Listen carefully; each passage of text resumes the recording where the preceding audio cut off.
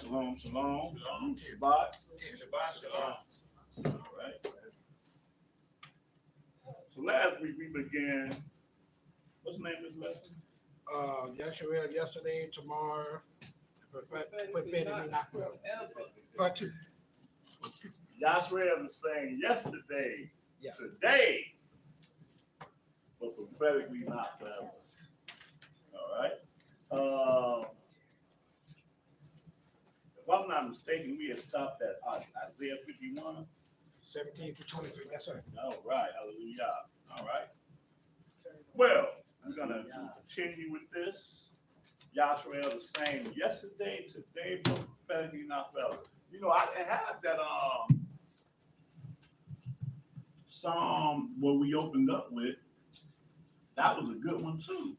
Was that not? Yeah.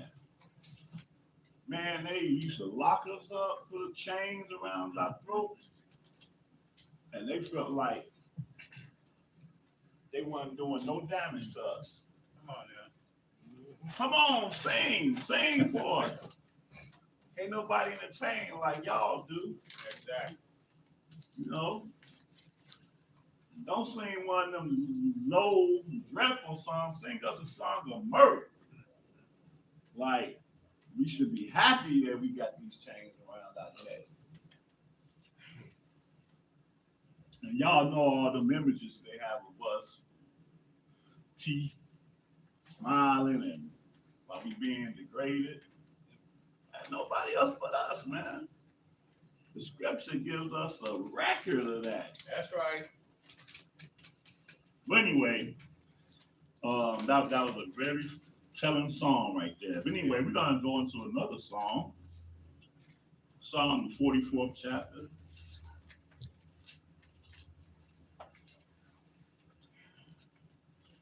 Yep, 44.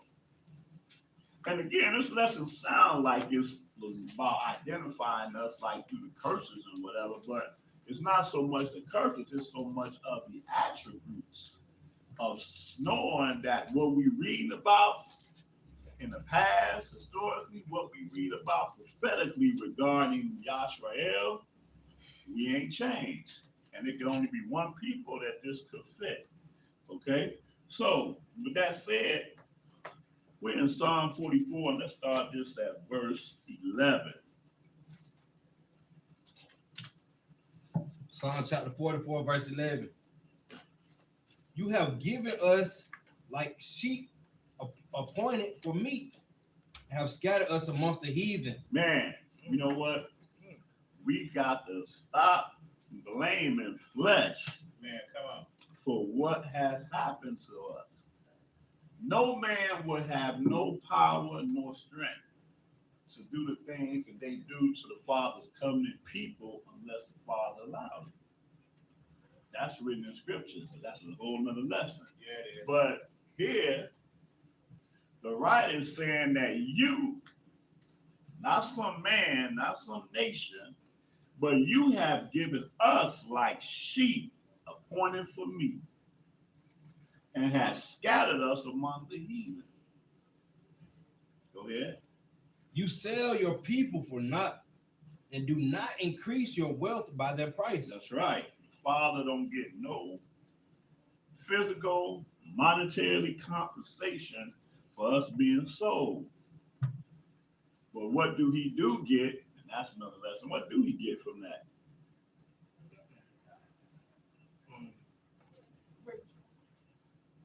This is a whole nother lesson. What do he get? Nobody? Get, Nobody? get fear for those who want to get the norm. Huh? Get to get fear. That was kind of a sort of a trick question, even though there's a lot of scripture that deal with this. Though. Correction.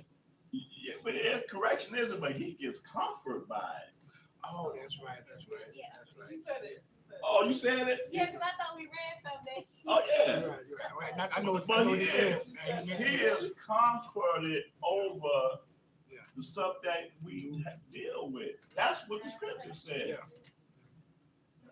What that scripture is Deuteronomy 28. This is one, and it's not in here, but Deuteronomy 28 says, just as I have rejoiced over you to multiply you, and I'm paraphrasing, also. I will also Yeah, rejoice over you to bring you to nothing. Yeah. Yeah, I got a whole lesson on that, man. A whole lesson on that. But that's how the Father feels concerning the stuff that we're dealing with, man. As treacherous as it is, our forefathers, man, the covenant people. So anytime that we try to raise up the banner and talk about how we the covenant people, whatever, man, there's more to it than just beating our chest talking about we the covenant people, man. Yeah, absolutely. Hallelujah. That's correct. That's correct. If you don't be shamed at the fact that you are part of the covenant people, man, then you have no knowledge whatsoever. Because there's no rejoicing in this flesh. None at all. He said, thou sellest thy people for nothing, and do not increase thy wealth by their price. Go ahead. Verse 13. You make us a reproach to our neighbors, a scorn and a derision to them that are round about us. Or derision. What does derision mean anyway? Scorn,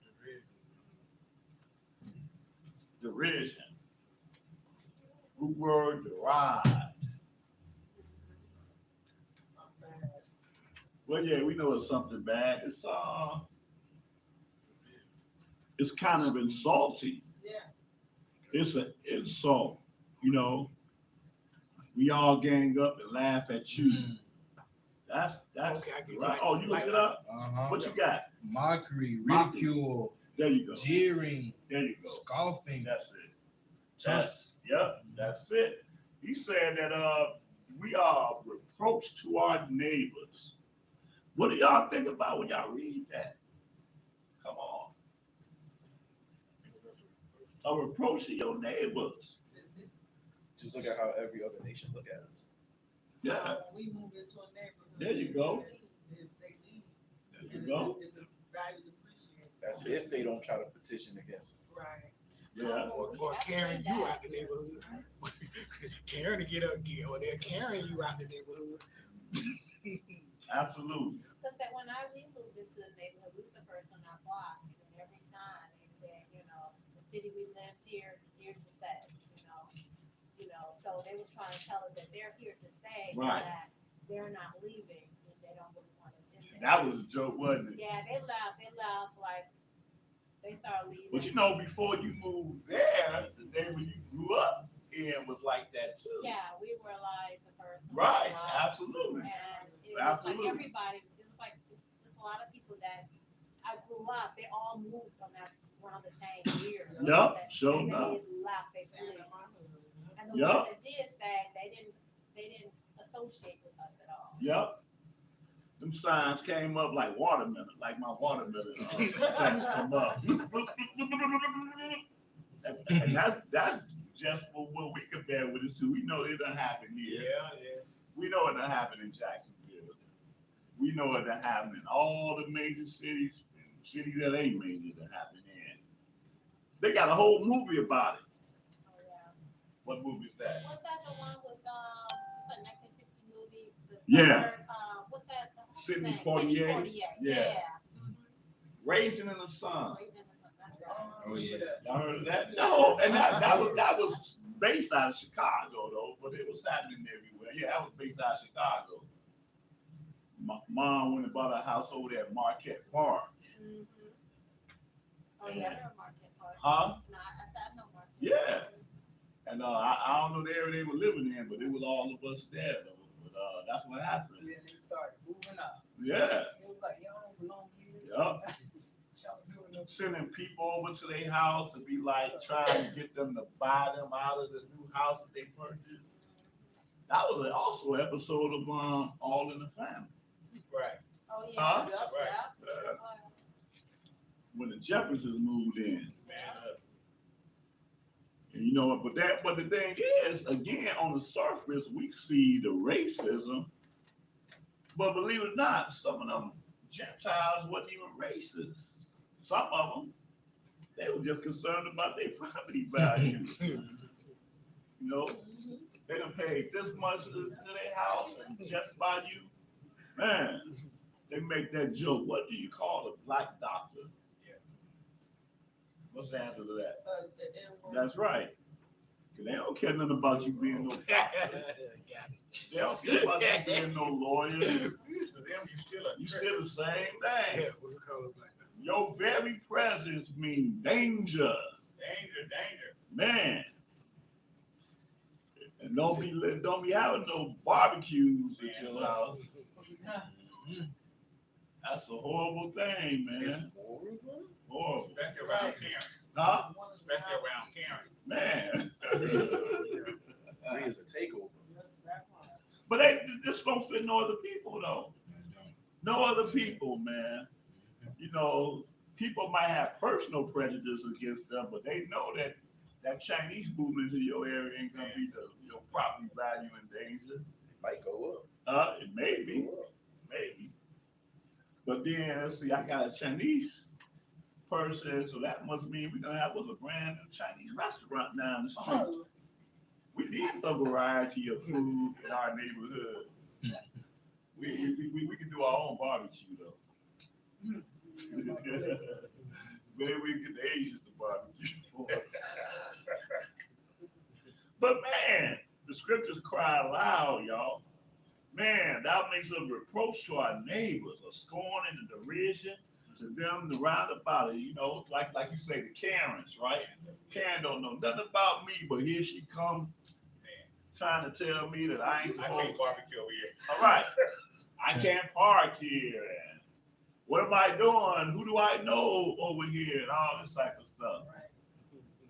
Scripture's already talking about it. Go ahead. Verse 14. You make us a byword amongst the heathen, a shaking of the head amongst the people. Man, byword among the heathen. Wherever you are, wherever we've been scattered in, you ain't got your own name. Like that saying goes, you are called everything but a child of God. Yeah. That's where this comes from. Called everything Everything. except who you are. That's a byword.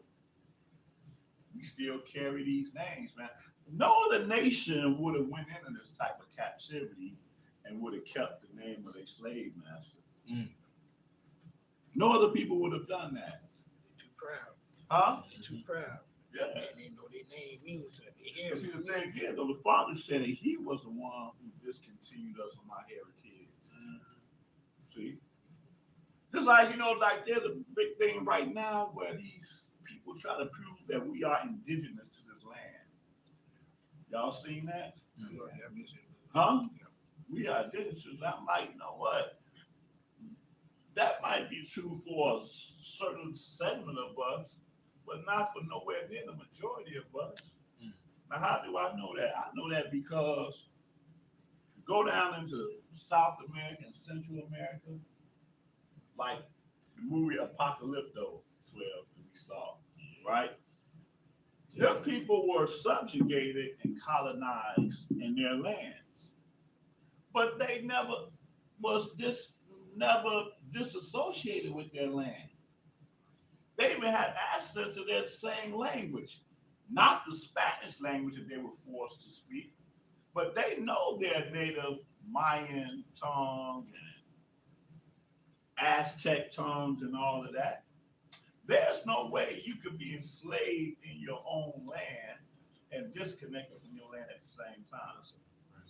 If I know that I'm native to this land, I know that I'm native to wherever, Louisiana, wherever. But I don't. Does that make sense? Mhm. I don't care how much slavery you are in, you're going to have a connection to the land that you were freeing, that your ancestors claimed. That just makes sense to me because those people down there, they had that. When we see the natives of Puerto Rico, natives of Guatemala, all them names that they say on the 12 tribes, you know, the 12 tribes, man, look, some of us are in those lands, but the natives of that land, they know who they are. They know their tongue. They know their actual names. They know all that. Because you could enslave me all you want to. You can't remove my understanding of home especially if I'm in it. That's the point. If you're in it, if you've been removed far from it, then everything is wiped out. Even your tongue is wiped out, but that tongue isn't wiped out. I'll never forget the first, like I said, the first time I saw that movie, man, Apocalypse, I'm like, dang, because I didn't even know. I'm like, man, Mel Gibson know the songs of these people that's native to the land. Because all those landers on that 12-shot chart, they all are divided by 3 set of people. The natives,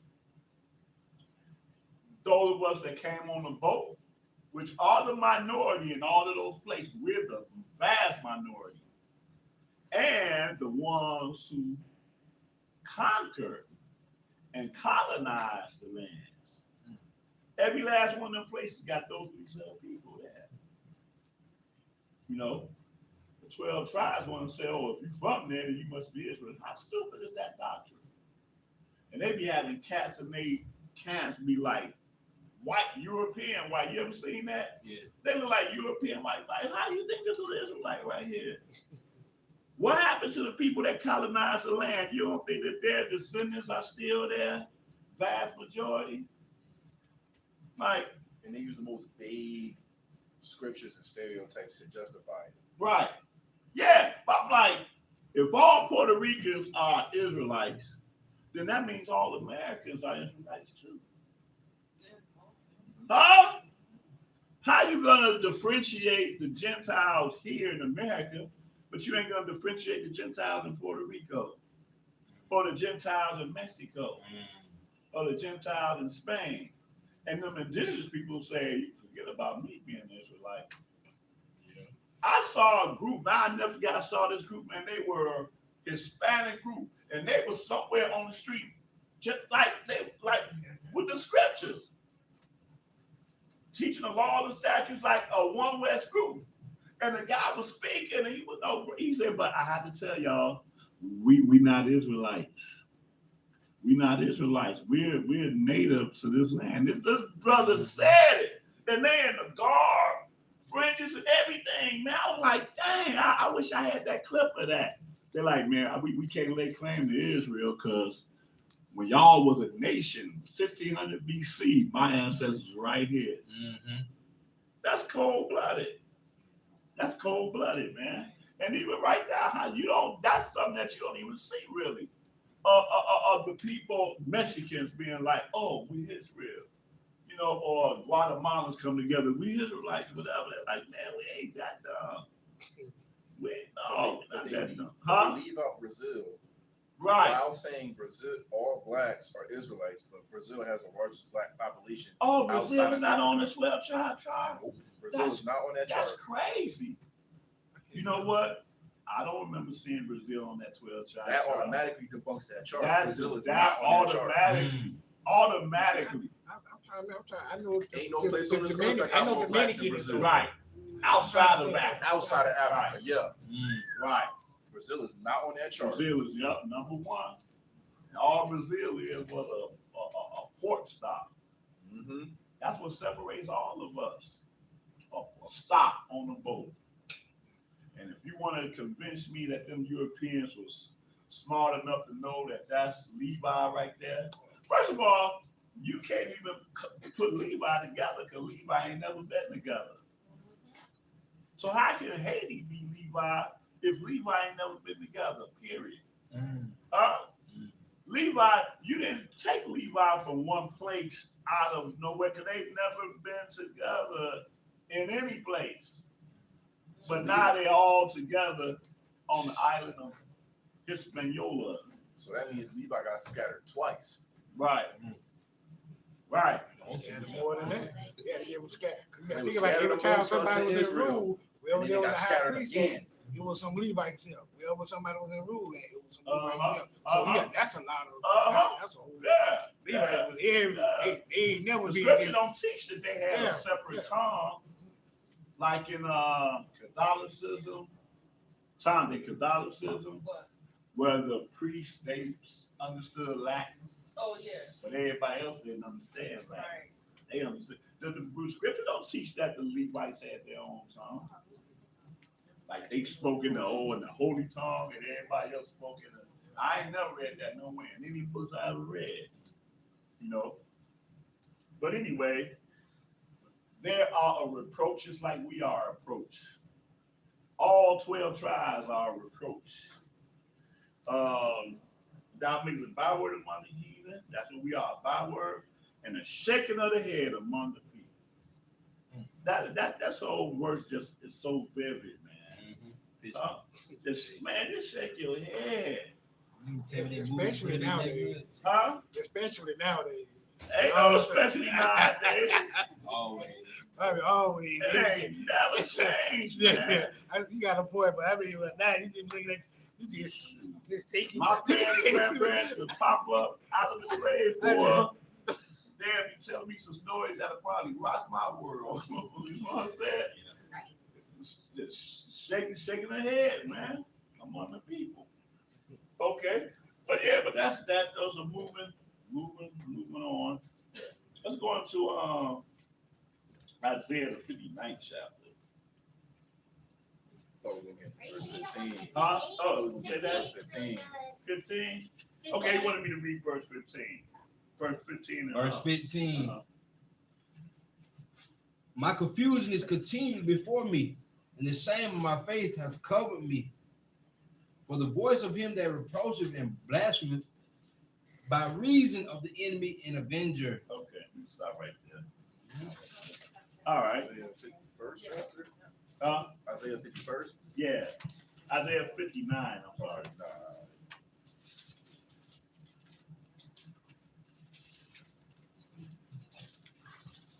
Isaiah 59, you said? Yes, ma'am. Are you sure you don't want 58?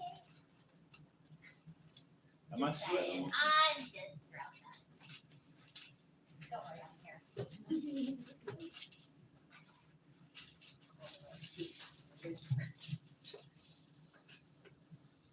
Okay, yeah, we're in Isaiah 59. And, I'll just say verse 1. Isaiah chapter 59, verse 1. Behold, Yahuwah's hand is not shortened, that it cannot save, neither his ear heavy, that it cannot hear. But your iniquities have separated between you and Yah, and your sins have hid his face from you, that he will not hear. Now, I was just thinking about this morning concerning, we did the lesson on this already, I believe a few weeks ago, concerning saved and salvation. This salvation is talking about the salvation of a nation. This is that same salvation that Zechariah was talking about in Luke, the first chapter. He said he had visited and redeemed his people and raised up a horn of salvation, that we should be saved from our enemies and from the hand of all that hate us. Nobody talks about that salvation. But this is the same salvation that the Father's talking about right here. He said, look, my hand is not short that it cannot save. This is salvation he's talking about right here, talking about the salvation of a people. Neither is it heavy that it cannot hear. Okay, I hear all of that. But your sins have separated between you and your Elohim. And your sins have hid his face from you that he would not hear. There's so many scriptures to talk about that, the prayers of the sinners, abomination, or whatever. This is just one other passage about that. You can't do what you want to do, live the way that you think you want to live, and think that the Father is going to hear you. Or those long-winded prayers. That's right. That's right. Get to the point. He already knows before you even open your mouth. True that. That's exactly correct. I think that your faith is so strong, man. I got faith. We see it all day long, but yet you're not walking in his will and his way. Not following his commandments. Not following his Not commandments. keeping the Shabbats. Uh-huh. How you going to do that? Uh-huh. That's out of order. Yup. He said, not only will he not hear you, he call your prayers an abomination. That means he hates the fact that you even take the time out to do that. It's like we read in the book of Ezekiel about the men that come inquiring of Yah to Ezekiel. He's like, man, not again. Not again. Please, no, not again. know, Revelation said, I would rather you be hot and hot. You either be hot or cold, but being lukewarm, I can't stand that. You know? I symbolize that right now with spicy food. Huh? To me, spicy foods, that's the hot and cold. You know what I'm saying? Need that spice in my life, man. Right. I'm trying to straddle the fence on both sides, but the fence belongs to the devil too. That's right. You can't do it. Right. You need to be on either one side. That's right. No, I never thought about that. Yeah, the devil put the fence up to separate himself from both sides. You trying to straddle it. Yep. You gonna take the fence too. Right there. Verse 3. Verse 3. For your hands are defiled with blood, and your fingers with iniquity. Your lips have spoken lies. Your tongue have muttered perverseness. Oh, now, look at that verse here and figure out which one of these things are worse. Which one of these things are worse? Trick question. Huh? Trick question. You said the trick, why is that a trick question? Because they're all bad. They're all bad. Not only are they all bad, but they're all equal. Right. I said it's a trick question. That's right. You got it. It's a trick question. Which one is worse? None of them. Your hands are defiled with blood, meaning you a murderer, and your fingers with iniquity. Your lips have spoken lies. Just as bad, because you kill people through the lies. Your tongue have muttered perverseness. So you step into a church right now, and that's what that guy does. Everything he's saying out of his mouth is according to his emotions, according to his feelings, and hopefully according to your feelings. That's really what I'm going for. Every Sunday, same thing. Same thing. It was just interesting, like you said, with the lips, the lips. I was just looking at something, and they were just talking about speaking lies out of your lips, and it caused a whole family to be killed. Yeah, you didn't have to do it, but you were the cause of a whole family. Being, Right. Oh, that happens a lot today. Yeah. A lot of females are the reason why a lot of dudes get killed. Because, they say this or say that, but, he ain't doing this or he ain't doing that, or just lie on them, go tell their brother, go tell their pops, go tell whoever, and, Right. We go out there doing what we do. Matter of fact, the show, the Steve Harvey show, they got Romeo over there. Yeah. Right. It was a chick that he didn't want to deal with. And the chick told some dudes that he raped her. Right. So she went in the house and they came back outside, went in the truck. And I guess he went outside and they came and shot him up. Mm-hmm. And they left. That's how he died. Yep. So it's like these females out here, you don't want to deal with them. They get mad and they tell a lie about something that you didn't do. Right. Now you dead. They in jail for murder. Right. Here's a lesson. The people ain't never repent from it. We still hands full of blood. Right. We ain't changed yet. People ain't What's repent. his name? Young dude from Chicago, Mississippi. Oh, Emmett Till. Emmett Till. Yeah. Emmett Till. She just died. Yes, she did. Matter of fact, Roe versus Wade, that whole thing started off a lie. Break that down. We'll see. Because the lady who is the Roe, she said that she was raped by 5 black women. Black men. That's why she needed the abortion. So this whole thing about legalizing abortion started off a lie. Central Park is another one. Central Park 5. Right. She never got the boy. That went to prison. She don't even stay there for longer. He lost his mind. I'm like, wow. They didn't even break that one. I don't know if she Wow. but She confessed. She said she lied yeah, about she the said about that she rape. never wanted it and she never agreed to it, and she to this. I don't know if she's passed away now, but No, I she know, did. Norma, her name is Norma Reeves. right. But she said she didn't agree with it. She became a Christian and everything, like totally against At the it. same time, Trump paid big money to putting out ads in the New York paper. Yeah. For He what? never repented for that either. For what? Protest to talk about the guilty of those Central Park five. It was hard, right? Huh? Yeah, I was like, yeah, it was hard, right? He wanted them to have the death penalty. Right, exactly. He never repented for that. Yeah. Wow. He required a death penalty of himself. Mm-hmm. Damn, they ain't gonna break that one. Yeah. Jail for nothing. Yeah. For no reason. All right. Where we at? Four. Okay, verse 4. Verse 4. None calleth for justice, nor any pleader for truth. They trust in vanity and speak lies. They conceive mischief and bring forth iniquity. They hatch cockatrice eggs and weave the spider's web.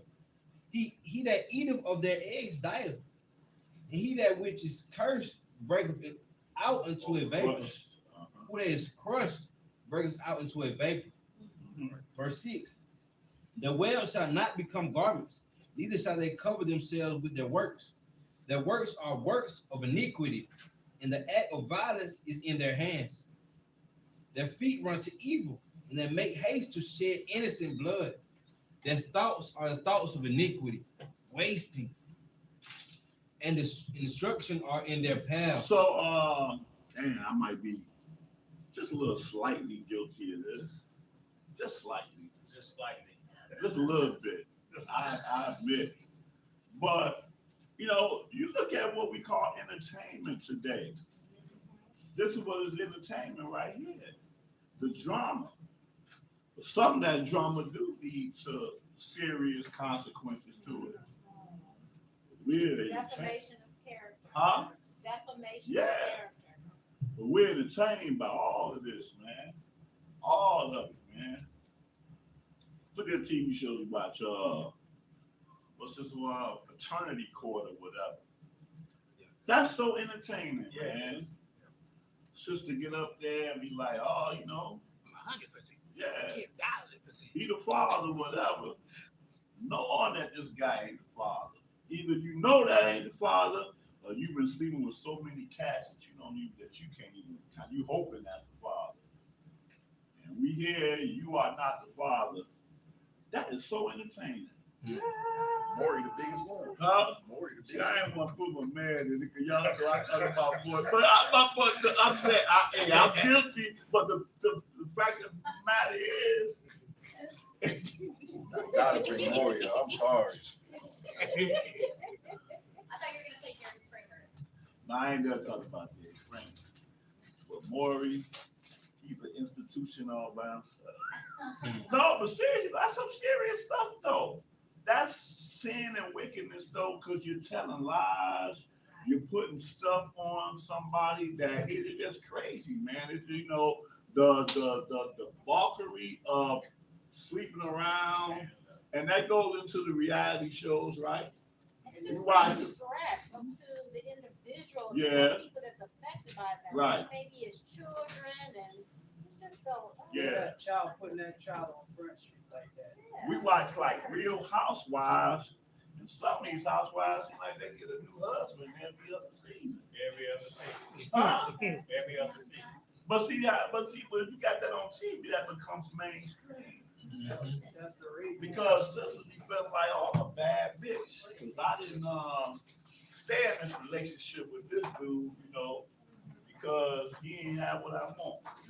He had what you wanted at one point in time, but now you watching TV and you trying to live up to what these people that you admire is, and now your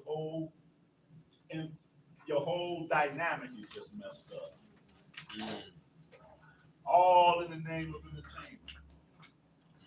But this is what it's talking about right here. Their feet run to evil, and they make haste to shed innocent blood. Their thoughts are thoughts of iniquity. Yeah, it is. Not thoughts of righteousness. It's just straight at you feel that that's the only way you're gonna come up is through some form of iniquity. Okay? Waste and destruction are in their paths. The way you read that 8, right? The way of No, peace. sir. Oh, go ahead. Verse 8. The way of peace they know not, and there is no judgment in their goings. They have made them crooked paths. Whosoever goeth therein shall not know peace. So let me ask you this question. How often, think about all the people that you're close to, whether they be family or close friends. Think about it. How often do you find yourself getting into arguments? Now, I ain't talking about your spouse because that's just what it is. I'm talking about brethren, your friends, her friends. Well, how often does that happen in your life that it is? How normal is that? Normal. Huh? Not normal. But how do these people on these reality shows get into fights every other week? They make that stuff up. But see, here's the thing though. Yeah, I agree with that. Art imitates life. But I agree with that. To a certain extent, a lot of it is scripted. But guess what though? It transcends into our community. Yeah. That's the huh? That's the key. Yeah, Imitation of right. of reality Right. shows. That's right. And it become the viewer's reality, even if it's scripted on TV. Right. We ingesting it and we're like, oh, so this is how I should behave. Right. Bring it from TV Right. to within the home. Mm-hmm. And I ain't gonna invite Nene to the same party that Cynthia is in. Not Cynthia, the other Cynthia. That's what we come away with thinking. And they back there counting money together, counting them dollars together because of the drama that they done created, and we fighting over that, like, man, I really like Sister Man. How you gonna like this Sister Man? Right. Right. That's idolatry you talking about right there. Here go one. Y'all be with DC on Fly household because Right. it's portrayed in our society that we should modify our bodies. You know what I'm Right. saying? We're not gonna wait on y'all Right. to restore us. Right. So people losing their lives Right. for just seeing what Right. other people doing. Right. And see, the thing That's is, it. you would think that him, being in I this think it's something walk, funny with that. that That's it another- should have that's been a another whole conversation. huh? I think it's something funny with that situation. Yeah, because this dude is a Hebrew aware. He is. He's a Hebrew aware, and his wife was gorgeous. What she got one time, she didn't really need a power. I don't think no one would do that. No. They call it grease. But see, that goes into the thing about not, but you know what though? That goes into not really accepting you for how the Father made you. Right. And that goes into the whole trans thing too. Mm. But that's the society that we live in now. And I think that's kind of weird too. 'Cause I say, I be want to tell people, I say, you can't say that you didn't want to be this way because even when you was a sparrow, you was the first sparrow to get to where you were trying to go. You tried the hardest to make it there, so you're supposed to be happy with who you with. You know what I mean? Yeah. Just looking on the biological like, Right, you know what I mean, kind Right. of thing. But right. you gotta be happy with But that's who what you this whole thing is. It's all the idolatry in itself. It's all about worship of self. But yeah, that's a hard price to pay for, man. But that right there, it's a lesson. Man, sad that she had to go through it, but hopefully she might have prevented somebody else from going through the same thing. But women been dying of that stuff for a long time, and that don't stop them. They still go down to Columbia, Nicaragua, wherever. I remember that Spike Lee show. She's got the habit. Right. Her best friend, she was a Latin girl. She got her butt. Like, she was at the show because this show they have. The girl got up there. She felt her butt bust. Wow. Yeah. I remember that. Likewise with the men, like culture, like drugs, like we'll see all in the music industry, like drugs being portrayed as number one thing, like people looking so crazy, but they dying from it and they don't even learn. Now you got men getting the surgeries too. Yep. Yeah, like Drake went got a BBL. Drake got a ain't no way, bro. Yes, he did. Bro. Kanye West got one. The dude. Oh, Brazilian butt- but yeah. Brazilian butler. What? Drake got a. That's crazy. That's how you got all them abs. He ain't Kanye- working out. Yeah. Men doing it too. Yeah, Drake got a trans. Oh, man. That's crazy. And what's the dude name on YouTube? We talking about that credit? Man Kevo. He got one too. Anyway, wow. I We know. on nine. Close it, brace it. Wrong coach.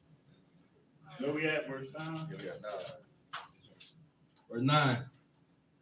Therefore is judgment far from us, neither do justice overtake us. We wait for light, but behold obscurity, for brightness, but we walk in darkness. We grope for the wall like the blind, and we grope as if we had no eyes. We stumble at noonday as in the night, and we are desolate in places as dead men. Verse 11. We roar like all bears and mourn like sore doves. We look for judgment, but there is none. For salvation, but is far off from us. That 11 is it's crazy, y'all. It's how we roar. We've always roared, right? Sounding out.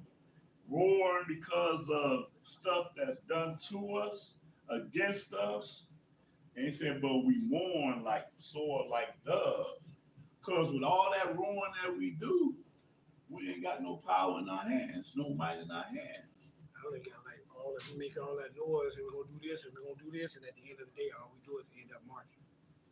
All we do is end up, you know what I mean? Right, You know, right, boy, We but look we for ain't been judgment, doing but there is none. right, right.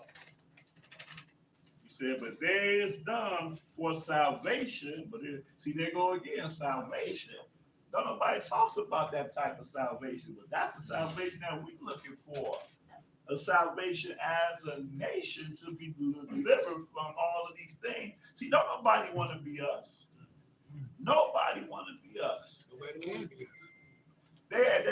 You might saw a clip of this on like social media, the clip of the I used to watch the show too. Little House on the Prairie. Yeah. You know what I'm talking about? Todd Bridges, he was one of the little schoolmates to Laura Ingram, whatever. They friends and everything. But then, if I'm not mistaken, the teacher asked them what they want to be or what they something, and he said he don't want to be a nigga no more.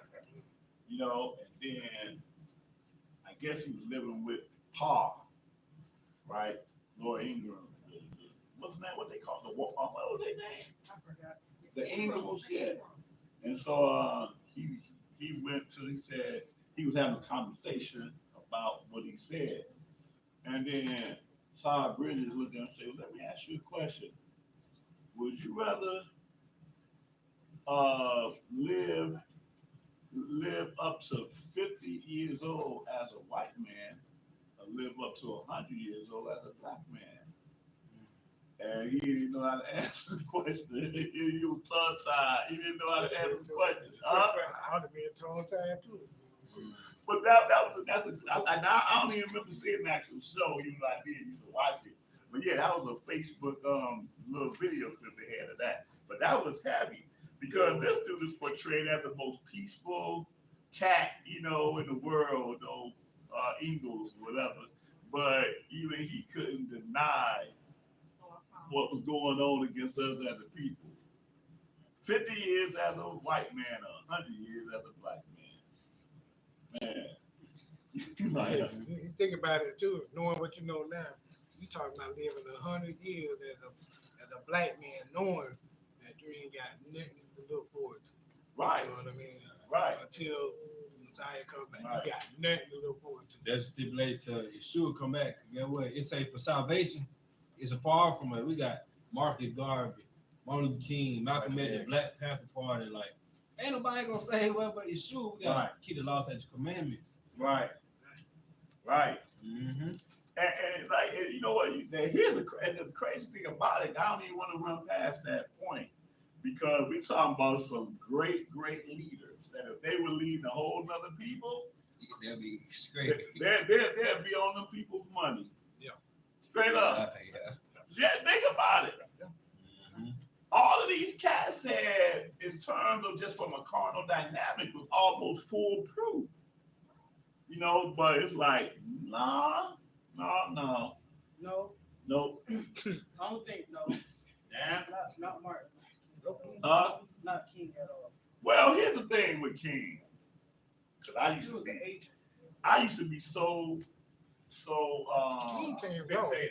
critical. King came wrong after some Yeah, years. he did. King But I became used to real be, rough. I was very But you had to critical of combine Dr. them Martin two. Luther King for the longest. Michael. With Michael King. Yeah. But at the end of the day, the thing is that I had to realize that we know what we know, as John 3 said, and we testify what we have seen. King don't know what I know or what you know, right?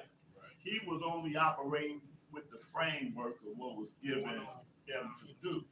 His time. Right, at his time. Yeah. Now we can all say that Malcolm X was a much more effective leader, but both of them guys took a bullet.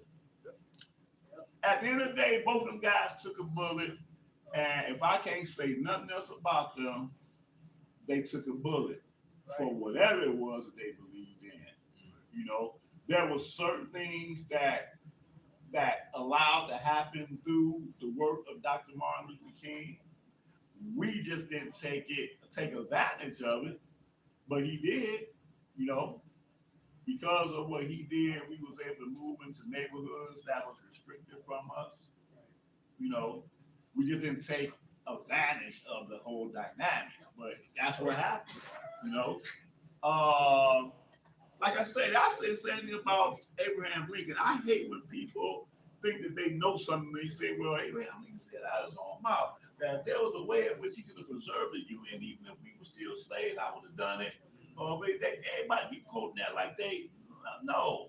He said out his own mouth he didn't care. Huh? He said out his own But mouth. that, but the statement that people quote was a politicized statement that he made. This dude was running for the president of the United States, meaning that he had to represent all North and South. So sometimes politicians make statements like that, but when you look at his actual life, he really did hate slavery. From a child, he testified of seeing slavery in front of his face. He was like, hey, he just couldn't stand it. He didn't want nothing to do with it. But as a politician, he made statements like that. But see, again, we be wanting to debate Lincoln's intent, but at the end of the day, he took a bullet for what he did. Yeah. Huh? Yeah. I ain't took no bullet for. As Skip said, we have not yet resisted unto blood. I ain't did nothing that warrant, my life to be on the line. That might come at a later time. I can't speak for that, but as of right now, it just ain't it. Abraham Lincoln took a bullet for what he did. Yeah. He did not prosper at all in his own prosperity in signing legislation for freeing the slaves. And as a Gentile, he could have been president without dealing with none of that stuff. Believe me when I tell you, he could have been president because he was a very charismatic dude in terms of the thing he was on, but people want to bring him down. But wait a minute, he took a bullet in the head because of what he did. Didn't he identify as black? Because I remember reading a document that said he identified as a black. Yeah, he follows Ethiopia. Oh, see that? Yeah. I've seen stuff like that. But it is what it is. But like I said, at the end of the day, this dude took a bullet to the head because of taking the chains off of our ancestors. So people go back and forth over this man's intent. All I knew is what the end result was. Same thing with King, same thing with Malcolm X, same thing with Marcus Garvey, died broke, penniless. Where did he die? He died somewhere. He never stepped foot on Africa, ever.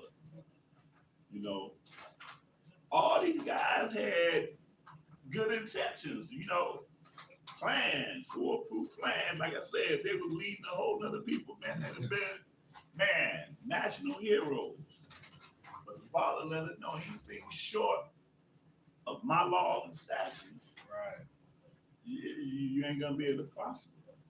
All right, where we at? Verse 12. Verse 12. For our transgressions are multiplied before you, and our sins testify against us. For our transgressions are with us, and as for our iniquities, we know them. And see, again, we're talking about a covenant people here. Everybody on this earth is not part of the covenant people. That's right. Matter of They're not fact, talking about the Jewish people? huh? They weren't talking about the Jewish people? Sorry. Woo, that's another hour right there. But look, the thing is, so in other words, they can't be people that are not under the covenant cannot be held to the same Standard. standard Ah, as the covenant people are.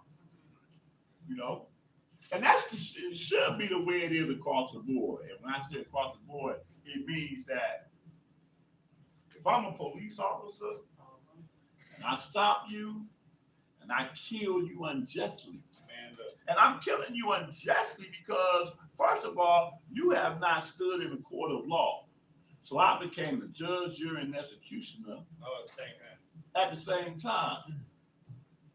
My judgment should be 10 times bigger than your judgment that you're not a public servant, you're not that, and you do the same thing. But wait a minute. Just like the CDL, I'm a CDL driver, right? If I get stopped speeding, my fine is gonna be 4 times more than a non-CDL driver fine. Straight up. So it should be the same thing with police officers, whatever. But police officers do, huh? I said, heck yeah. Yeah. But they do be this using the thing, Lakers too. and we get satisfied if they get leave without pay or something, or even get fired. You get fired, but yet you ain't standing trial because you don't took somebody's life, Right. and you're not even standing trial for it. Nasty. That's wicked. It's wicked. It's so bad. But going back to the dynamic of being the chosen people again, you know, the Father, he winked at other nations. Why did he wink at other nations? Well, not only because, huh? They ain't received covenant. Right, but he winking at them because it was your job to teach them. That's the real thing. Not only just the fact that they didn't receive, but because you was the one supposed to taught them. But because you're on a whole nother agenda, guess what? The people, you call them people wicked, but they're gonna be the ones ruling over you. Father ain't no joke. How wicked is that? Huh? How wicked is that? Man. But the Father ain't no joke. Because we chose not to live according to whatever you command us, we will do. All that you have commanded. All that you have commanded. We chose not to do that.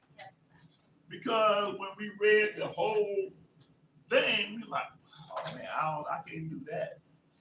I can't do that. I can say I'm Israel, but I can't really be this chosen people. Because first of all, those people over there, we supposed to teach them people like Jonah. Oh man, oh no way. Huh? Don't mention Jonah. Man, but I'm just using, he's the antithesis of Israel as a nation. We see whole neighborhoods, we see whole groups of Jonahs on the street corner. Exactly. Right now. Those are, they might as well call themselves the sons of Jonah. They might as well. Right? That is kind of like, don't you want the whole world to live pure? Like, even if you feel like they don't deserve it, they need to live pure. Everybody Right. needs to. Absolutely. Because that is what that's what the Father's intent was. He chose you to do a job. Right. He didn't choose you to beat your chest above all the other people because you were chosen. Jonah. Huh? I said Jonah. It is the epitome right there. Right, that's right. That's the He is. spirit though. Man, I love that book so much, man. That's what people don't understand. We don't never know if this brother ever repented or not, but he have a whole book in the Bible. But you would think like everybody that's in the Bible were righteous, whatever. No, that's not true. Jonah got a whole book in the Bible named that himself, and the very last verse, he's still wicked. Man, Huh? From the very last verse, when you don't even read about no repentance of Jonah whatsoever. He gets swallowed by a fish, and he do something real quick, and that's how we are the people. We act in the moment. Yeah. We are what's that word I'm looking for? Help me out. Well, we Impulsive. reactionary, Impulsive. impulsive. We that's how we've always been. React to it, but then a few days later, we back to the same thing. Oh, yeah. Same thing. But we do just enough to get out of our situation. Go Right. back into another situation. Right? Y'all hit me with Rick, like people Oh, no. end up on trial, end up in prison. Man, get me out of there, Father. I promise I ain't That's do this right. no more. That's right. Like, you come out, get right back to selling drugs or whatever. Like, Same what happened, thing. bro? Like you Yeah. just forgot the fridge and left you. Yup. Man, that's us, man. Like I'm watching the series right now. I'm watching that what's the rap group? The rap TLC.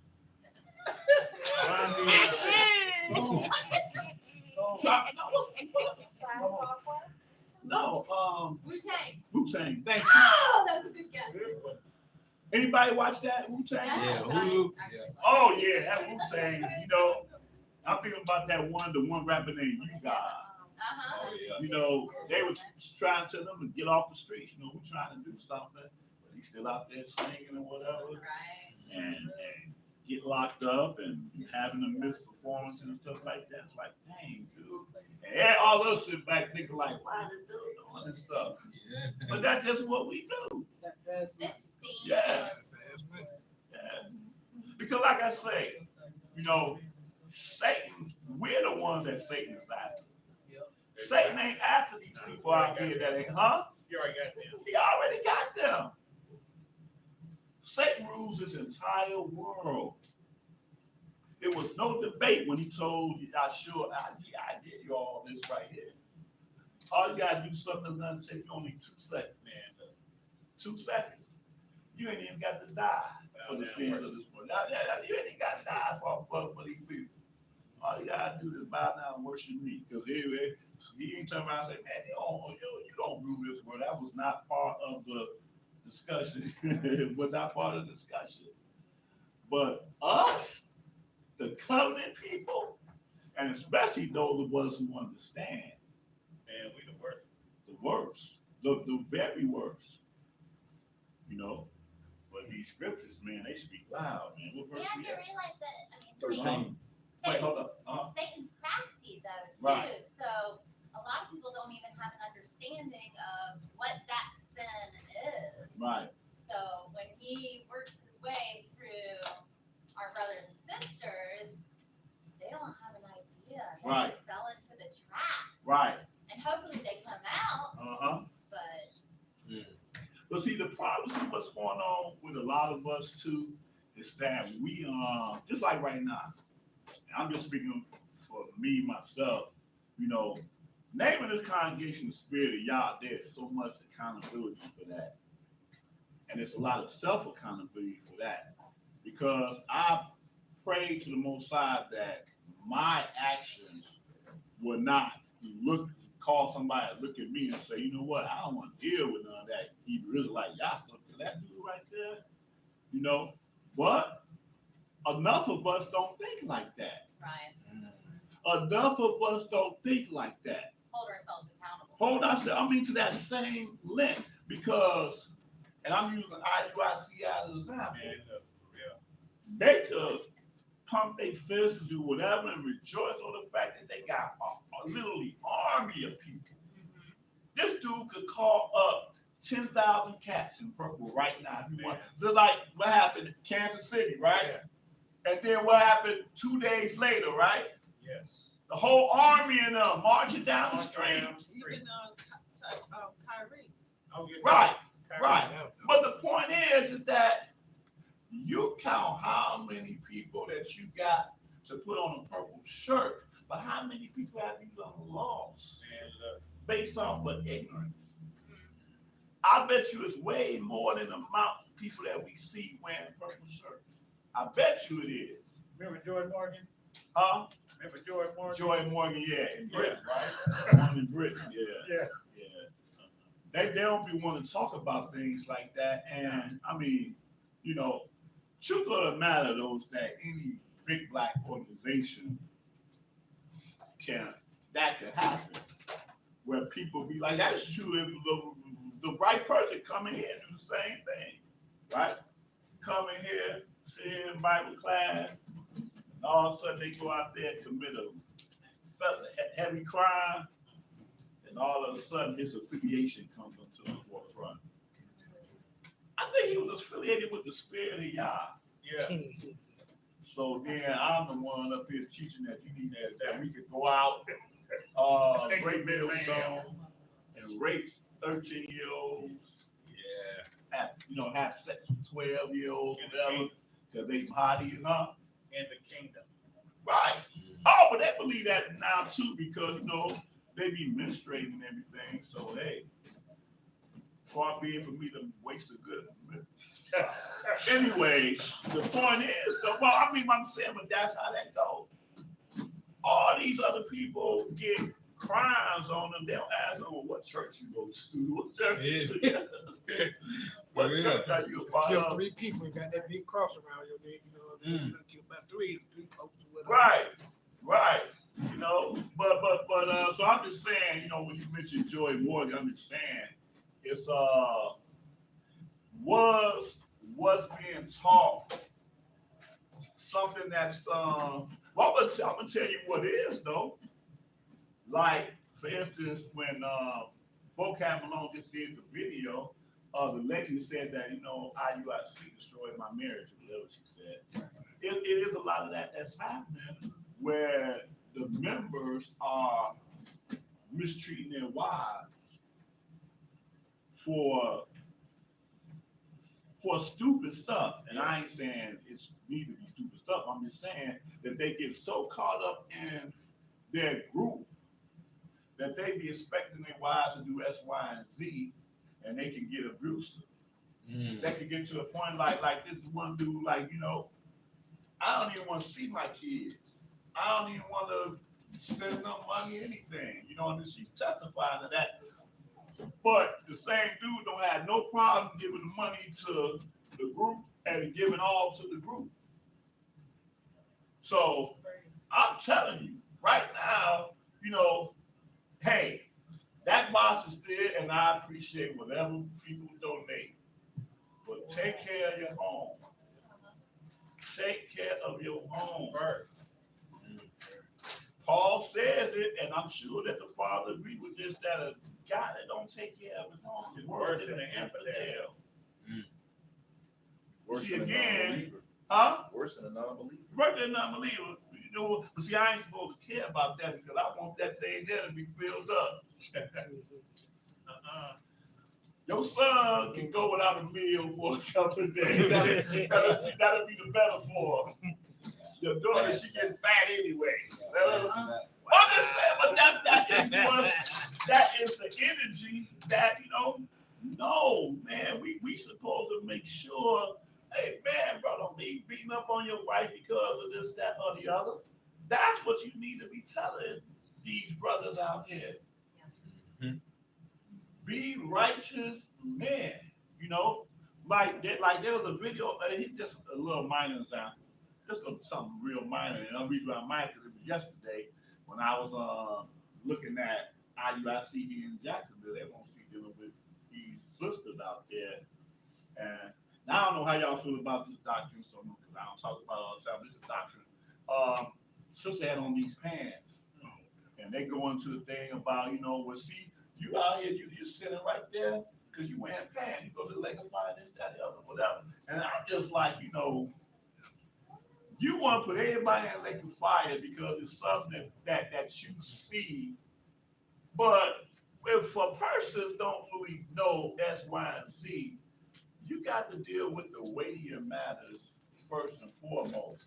Stop trying to crucify people out here on the streets. Huh? But I always say I had something to tell them if they ever bring it around me. I was gonna be like, you say that the female wearing pants, but I don't know if you noticed, them female pants that they be wearing, if they really feel that way, you put them pants That's what I say. Yeah, That's what I you say. put them pants on. I say the and exact see if same. you I know say what the mean? exact You same put thing. them pants Right. on that female That's wearing. exactly You what I tell say. me. Let me see how they look on you. I say I'm the gonna tell you exact about same myself, thing. 'cause I know what you're gonna look. Because the truth of the matter You know? is, you should have no reason to not put on that sister's pants right there. Yeah, if that's the case. Exactly. Don't if you don't want to put on that sister's pants, that means you know that them pants was made for you. Exactly. Right. Yeah. Huh?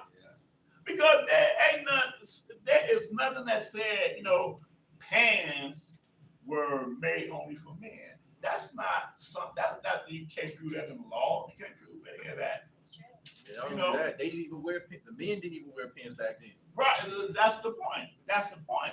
But you out here dealing with somebody that ain't got no knowledge, Right. no knowledge whatsoever, Opinionated. and you're trying to show these people just from the sight of your own eyes that what they're doing is wrong. You're not gonna get people into the walk, not righteous people anyway, Right. when you out there trying to condemn them.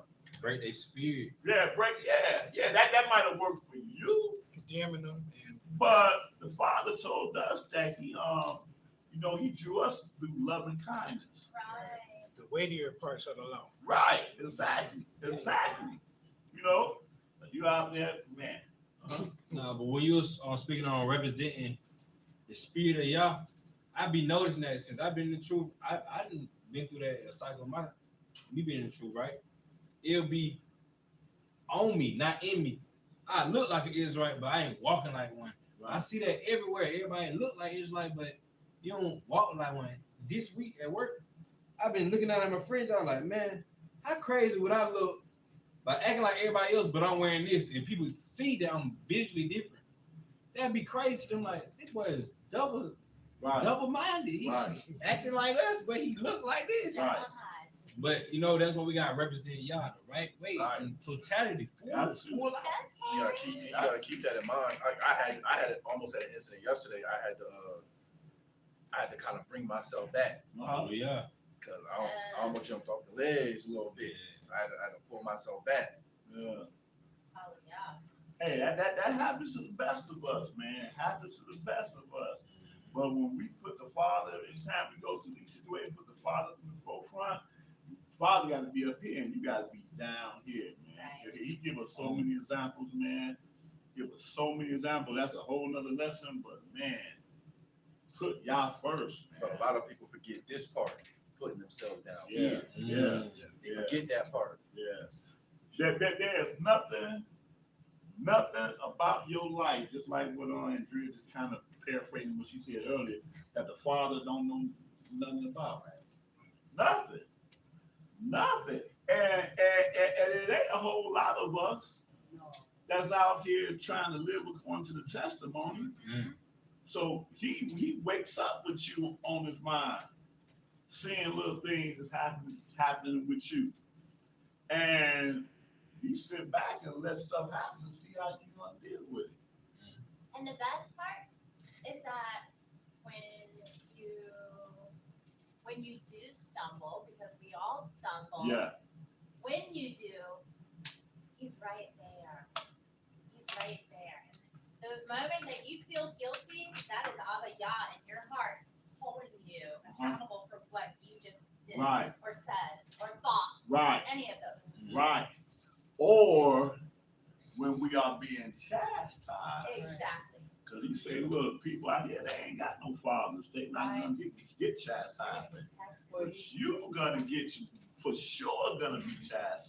He chastise those who he loves. That's right. And you gotta appreciate that chastisement. That's right. Count it all Because joy. it's not a human dynamic.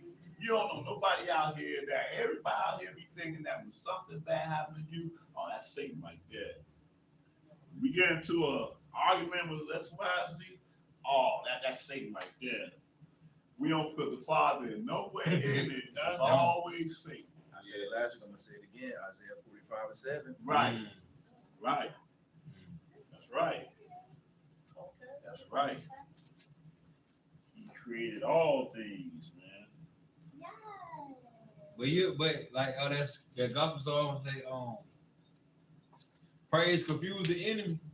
People look at you so crazy. You going through something, you got a flat tire. You like Toda Yah, Toda Abiyah. You feel me? People be like, this boy crazy. No, you don't even know he probably protect me from something or whatever. Thank Right. you, Father, That's that right. I'm going through Yeah, whatever that's wrong right. in my life. That's right. It's for him to be manifesting in you. Yep. Right. Yep. And that gonna make your spirit so strong. Like, man, Yep. I feel good to say thank you. Because you're always watching, you probably gonna do something stupid. Let me do something. Yeah, Right. So you Right. change that dumb. change of course. Yeah. All right. Hold on. Bring somebody into your life that you wouldn't have otherwise ever met. Yes. That's another dynamic right there. Being like, man, you know, and then you're like, oh man, what? This? Man, because it was time for this cat to receive the truth. You wouldn't have no other way to see the truth unless you came to fix your tire and see what's going on with you. So the Father works in mysterious ways. Real. Man, where we at? 13. 13, okay. 13. In transgression and lying against Yahuwah and departing away from our Elohim, speaking oppression and revolt, conceiving and uttering from the heart words of falsehood. And judgment is turned away backward, and justice standeth afar off. For truth is fallen in the street, and in equity cannot enter. Verse 15. Yes, truth fell, but he that departed from evil make himself a prey. And Yahuwah saw it, and it displeased him that there was no judgment. And he saw that there was no man, and wondered that there was no intercessor. Therefore his arm brought salvation unto him, and his righteousness, and it sustained him. We talking about Yashrael right there. We talking about that arm brought salvation and became intercessor. That's deep. Because he said again in Isaiah 53, he gets real deep into the messianic prophecy thing. But yeah, but moving right along, let's go on to Matthew 23rd chapter.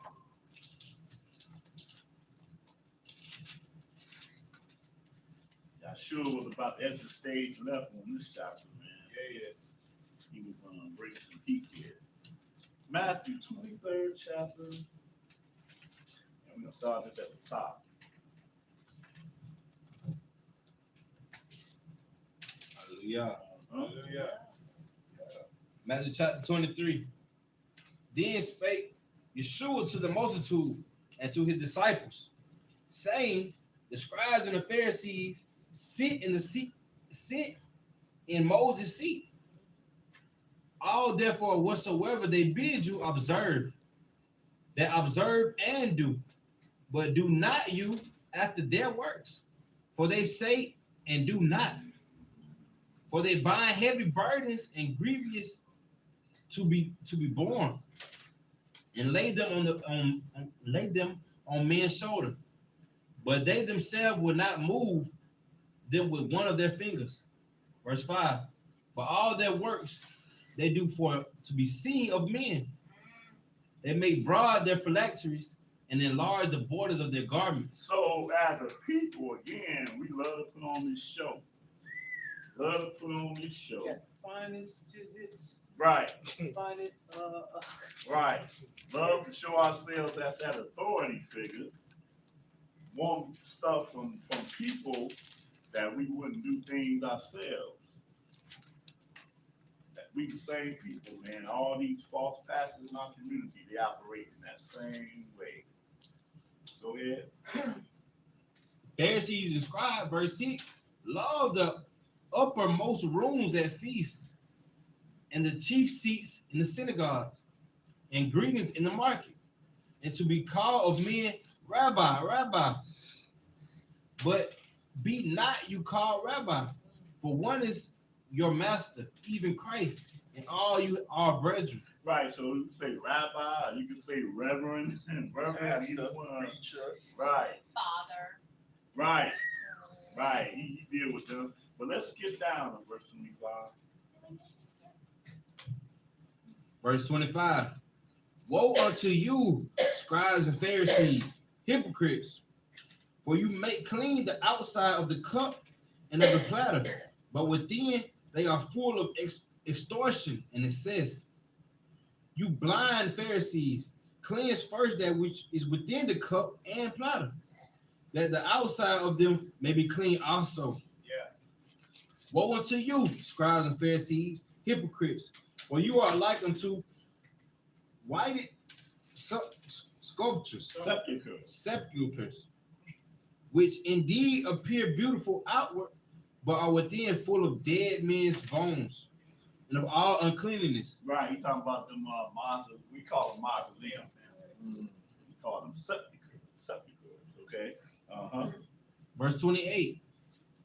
Even so, you also outwardly appear righteous unto men, but within you are full of hypocrisy and iniquity. Wow. So you say one thing out your mouth, but you represent something totally contrary to what you represent. Woe unto you, scribes and Pharisees, Yeah, man. you hypocrites, because you build the tombs of the prophets and garnish the sepulchres of the righteous, and say, if we had been in the days of our fathers, we would not have been partakers with them in the blood of the prophets. That's right, man. Wherefore, you be witnesses unto yourselves that you are the children of them which killed the prophets. Fill you up then the measure of your fathers, you serpents, you generations of vipers.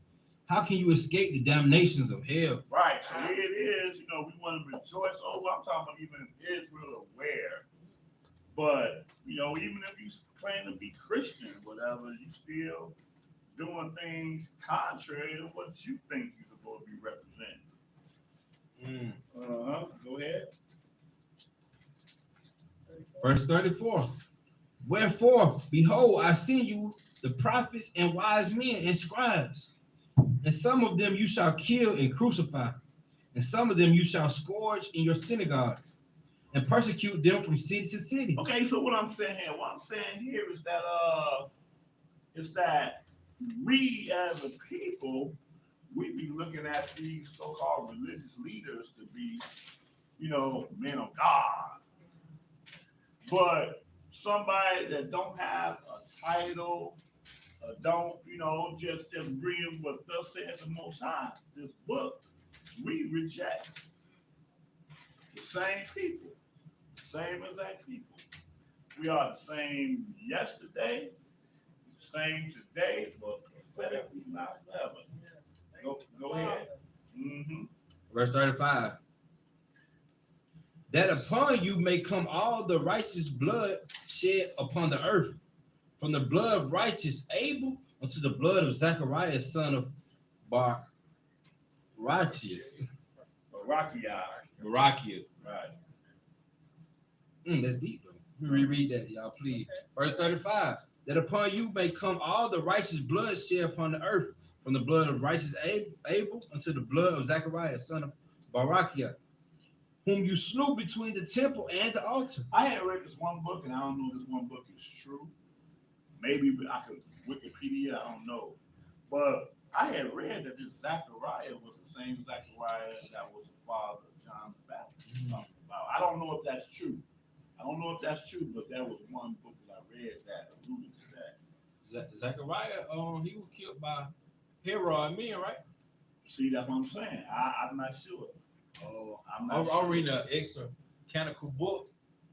That might have been what I read. Oh, okay. But what book was that? The Gospel of Nazarene. Okay. It's like the So that's what it says in the that Gospel book. of Right.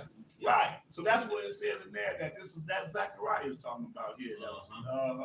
See, I don't know. Like I say, I read it before. My thing is I have to have 2 or 3 witnesses to establish it. So, but that's what this was his father, Berechiah, and that's who that was. Right, but he went all the way down from Abel, beginning of creation all the way down to Zechariah. All them boys. Right, and there wasn't no Israelites who's there. And that means for us that's not repenting or won't try to perfect our souls in their lifetime, they blood gonna be on us too. Right, correct. Oh, absolutely. Trying to serve y'all but misrepresenting him. Right. They Right. Yeah. Oh, absolutely. Talk the talk, you gotta walk the walk. Yep. Yeah. Go ahead. Verse 36. Verily I say unto you, all these things shall come upon this generation. O Jerusalem, Jerusalem, you that killed the prophets and stoned them which are sent unto you, how often would I have gathered the children together, even as a hen gathered her chickens under her wings, and you would not? Behold, your house is left unto you desolate. For I say unto you, you shall not see me henceforth, till you shall say, blessed is he that cometh in the name of Yahweh. Hallelujah. Hallelujah. All right. Let's go to Romans the 10th chapter. Romans 10th chapter. But in that last Matthew, it was deep because they were like, man, if we was back there with our fathers, we wouldn't have partaken in them killing the prophets. Right. But he said, but y'all benefited off the killing of the prophets. Right. Y'all ain't made no change. Right. Y'all ain't repent. Right. Do that. He said your works testify of it. Romans the 10th chapter started at verse 1. That's right. Let Paul get a little piece of this. Romans chapter 10. Brothers, my heart desire and prayer to Yah for Israel is that they might be saved. For I bear them record that they have a zeal of Yah, but not according to knowledge. And again, we got the question, what type of Savior we talking about? Because we got the saved salvation as a nation, which is probably what he's talking about because we know that's prophetic, what's supposed to happen. But he's saying, my heart desire and prayer to Elohim for Yashrael is that they might be saved. For I bear them record that they have a zeal of Elohim. We've always had that zeal, y'all. Always that zeal, but not according to knowledge. We have so many people today who just don't even believe that knowledge has anything to do with salvation. Knowledge as in your identity. Huh? Knowledge as in your identity, or knowledge as in like aspect of.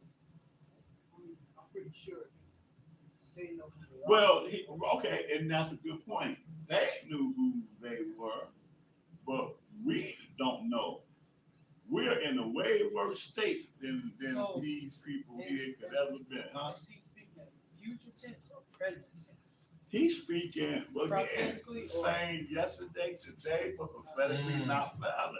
It's the same dynamic because they didn't need to know they was Israel back here presently, but they were lacking in some knowledge, Right. knowing they were Israel, knowing that they were speaking whatever form of Hebrew that they were speaking, knowing that they had that the law of the land should have been law of Torah. That was 1,000 years ahead of where we were. See, here in 2023, we have to teach everything. Oh yeah. Yashrael didn't have to teach sanctified diet. He didn't have to teach, Damn. he didn't have to teach That's hard. Shabbat.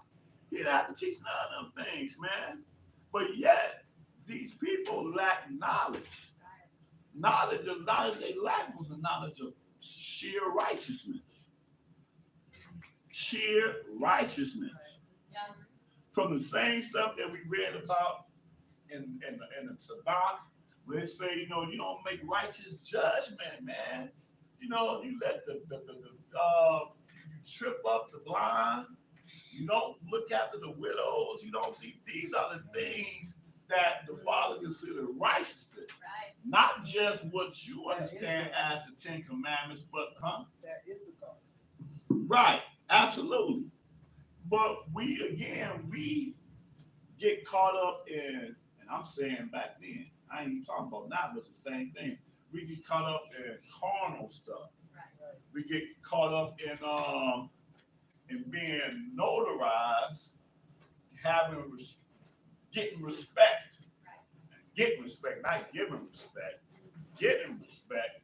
All these little vain, vanity things, and not seeking after the righteousness of the Most High.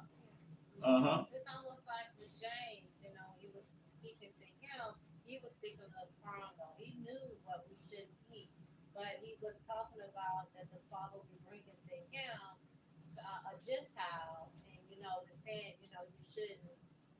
Who was that guy, the Gentile that was coming to him? That part that he didn't understand, and people kept. Oh, Peter, sorry. Oh yeah, James, I was Peter. like, I ooh, love Jimmy, that. like, Don't get me wrong. ooh, It was Peter. I gotta listen to this because Yeah, it was Peter. Cornelius, I believe. Cornelius, the Right. centurion or whatever. Right. Yeah. And so yeah, and it wasn't about because he knew you know, he was, you know, it wasn't about the dietary, which is one of the you know, but it was about being around people who were not, you know, Hebrew or Israelites. Right. You Right. know, people who are Gentiles. Right. You know, and so it was just interesting that he understand that at the end it wasn't about, you know, it was about See, friendly. here's the funny part about that too, because in another story, I think it was probably the woman. Yeah, the woman, Syro-Phoenician by nation, if I'm not mistaken. She trying to get Yashrael to heal her daughter, and just piggybacking on what you're saying, you had some other disciples that's supposed to do better. What was they telling Yashrael? Get away from us. Right, Going somewhere. right. They were acting kind of one Westy. Yeah. Mm. Huh? But that what they It's better, but you just did a Wendy Williams. Huh? I did it. Okay, but that's what they was. That's what it was. Spirit of lesson. Huh? You never change. You But that's correct. Crazy. That's absolutely correct. So, you know, just again, piggybacking on what you're saying. So when you read that action to the chapter, Peter was like, oh man, you know what? I'm not going with these Gentiles by myself. I need to bring some brothers to bear witness to this, because if I don't bring brothers, they ain't gonna believe this. You're like, man, the Gentiles, they were blessed with the Ruach too. Oh, no way, I don't believe that.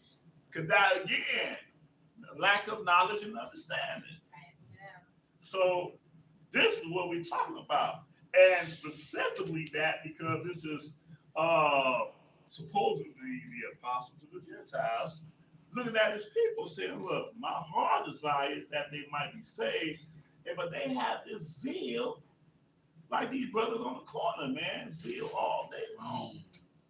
You know, I be trying to get you brothers to meet with me one day out of the week, man. These cats be out there 5, 6 days out of the week, but hours on end, different corners, boy. They be out there. That's that zeal. But that zeal don't be according to knowledge. Not according to knowledge. But it says for now, did you read 3 already? No, sir. Verse 3. For them being eater of Yahuwah righteousness. That's your answer right there, 12. Mm-hmm. And going about to establish their own righteousness. Your own righteous sister, why you wearing them pants? You ain't supposed to be wearing them pants. Brother, where your beard at? Man, don't you know, man, the Father's gonna kill you because you ain't got that beard, man. Fringes, man, you supposed to be wearing fringes. The scripture, again, there's not a judgment in scriptures for fringes. He gave us that big to the children of Israel, they put the fringes on their thing. He said, whosoever don't wear fringes, the same shall be cut off from among his people. That's not written in there. Okay? And I'm not trying to tell nobody that that don't wear fringes. I'm just saying that you got to have righteous judgment with people. First of all, if I didn't grow up in this, and that's another thing they don't understand. What we're reading here is people that knew certain things, but they rejected them. That don't have the same dynamic as the people that was taken away from this stuff. You understand what I'm saying? We're in captivity. We didn't grow up in the custom of keeping Sabbath and eating clean And oh, well, that's not what we grew up in. We had to start this stuff over from day one. But for people that knew this stuff, that was part of their life, but they rejected, that's a whole different judgment that on these people. How am I here talking to you as if you was born and raised in this stuff? Bro, where your fringes at? You know Nobody how know about no fringes. you know how stupid that sounds. How crazy that sounds. The Father commanded us even concerning circumcision. But he like, you ain't supposed to be out here trying to force nobody to be circumcised. He like, they have Moses preached in every city. You know, this thing right here, for you to come into this thing, you got to put away all that idolatry. Because you can't come in here and still be dealing with that idolatry at the same time. Right. That's a very reasonable request. Very reasonable. Because you ain't gonna learn everything at one time. That's impossible for any man to do. But if your heart be willing to serve the Most High, you're gonna be seeking after stuff that yesterday you wasn't even seeking after. Because that's the way the Father functions. Right. He don't expect you in day one that all of a sudden now you Shemaiah. Shemaiah took Shemaiah 40 years to get to where he needed to get to. Father was dealing with him from birth. You know, so going back here, you know, concerning Israel, that hey, we have our own set of what we consider righteousness, but it don't line up with the Most High. Go ahead. And going about to establish their own righteousness, have not submitted themselves unto the righteousness of Yah. Okay, start right there. I want to read something here. Make it 10, right? I want to skip down to okay, I know what I want. I'm sorry. Skip down to verse 11. Verse 11. For the scripture said, whosoever believe on him shall not be ashamed. Whosoever, not whoever is Israelite, it means whosoever believe, and we're talking about real belief, not no fake belief, but real belief. Belief come through works. Yes. Your actions, that's right, your actions, okay? Whosoever believed on him shall not be ashamed. Go ahead. For there is no difference between the Jew and the Greek. For the same, Yahuwah over all, for the same, Elohim over all is rich unto all that call upon him. I don't know what they do with this one here. Verse 13. Well, I don't know what they do with this one here, but that when he said that when it comes down to salvation, when it comes down to your faith, hey, ain't no difference between the Yahudi or that Gentile. Thank goodness. Thank goodness. And that's right, because it goes back to Shemaiah. That's not no different new doctrine that Paul was speaking right here. It's the same doctrine that came from the very beginning. Like you just said, one law for all. Go ahead. Verse 13. For whosoever shall call upon the name of Yahuwah shall be saved. Yeah. I want to say that when he said whosoever call, he's not saying Yah, like Yah. Right. You know what I'm saying? But your actions, your supplications, you repenting is your calling. Right. He said not everybody that say master, That's master, right. That's don't right. enter in. Like you gotta Right. That's right. call with your That's body. right. That's with right. your actions. Right. See, that's why we gotta read with understanding. And with a historical dynamic. You know, a lot of people try to throw into the thing concerning the thief that was on the cross. They say, well, what did that thief man did? Did he believe? One of the thing was that he repented at the time he repented. At the time he repented, he said something that he didn't even have to say. He said, look, what we did was worthy of this. Matter of fact, they were thieves, wasn't they? One of them was a murder, one of them was a thief. Oh, one of them was a murderer and one of them was a thief. Yeah. I know I saw a thief somewhere in there. And a thief, the judgment for a thief is not death. That's another lesson. But the thing is, the one testified say, man, we received the right recompense for what we did, but this he ain't do nothing.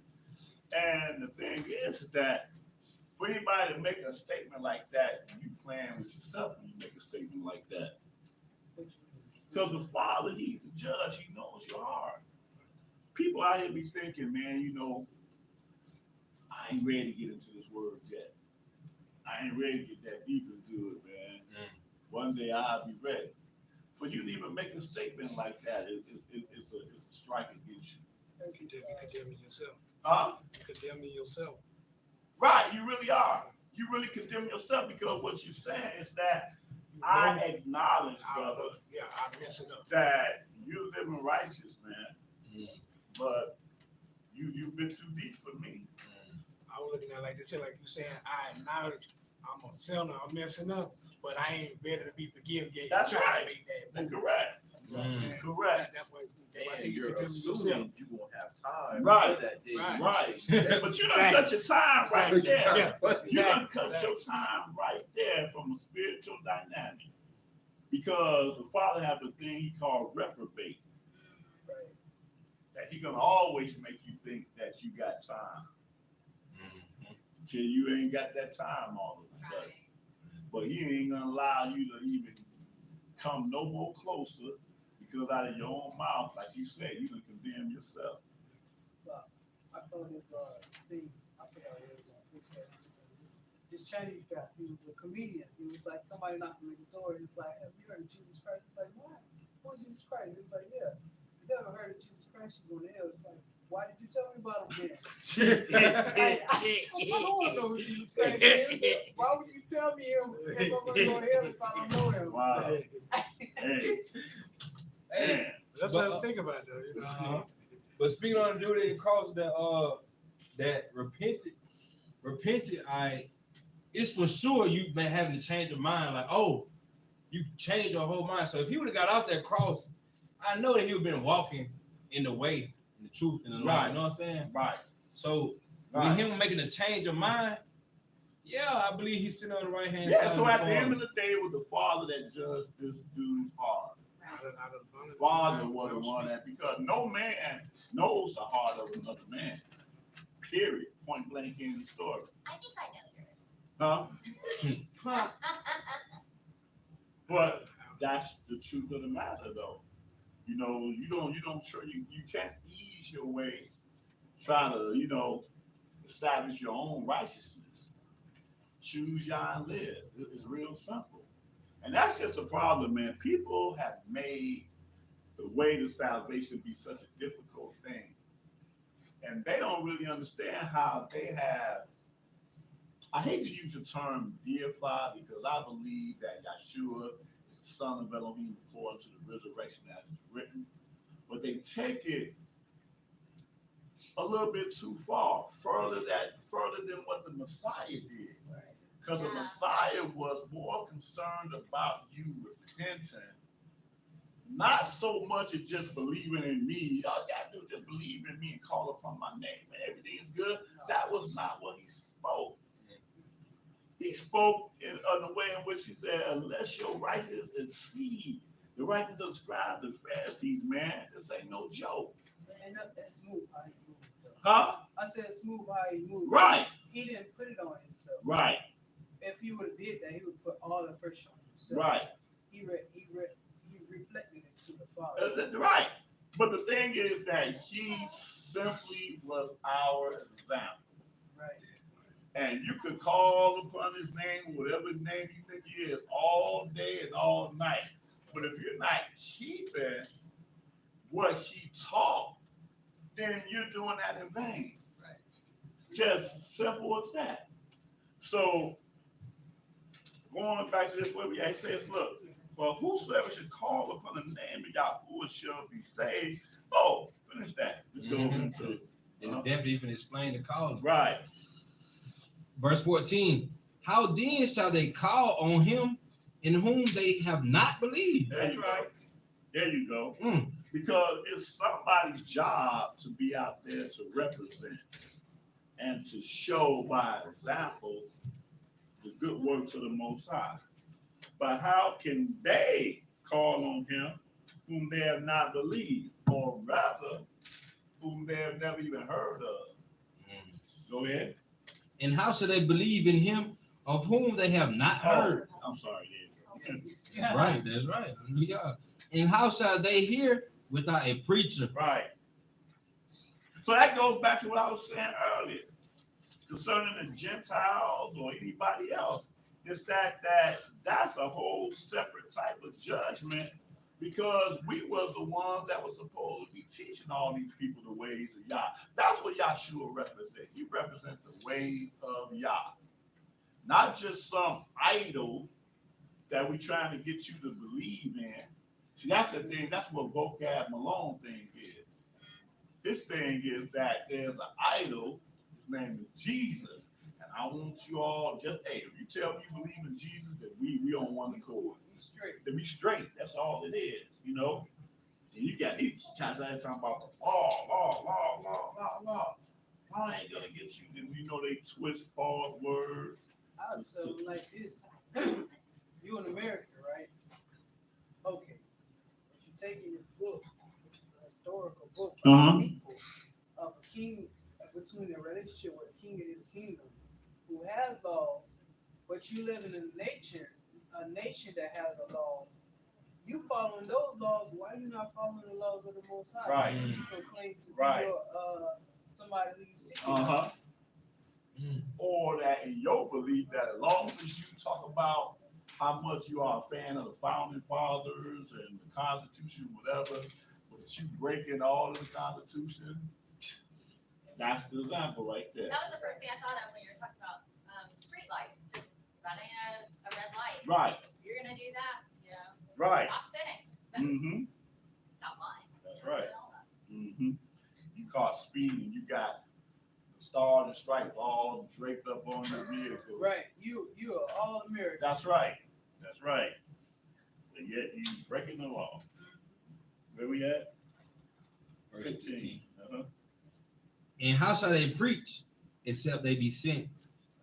As it is written, how beautiful are the feet of them that preach the gospel of peace and bring glad tidings of good things.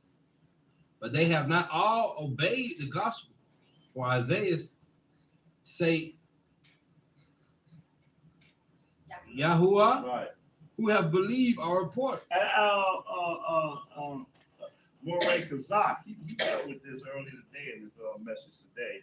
Concerning, as he was showing them concerning again, that the gospel did not start in the New Testament. And so he gives you this example right here.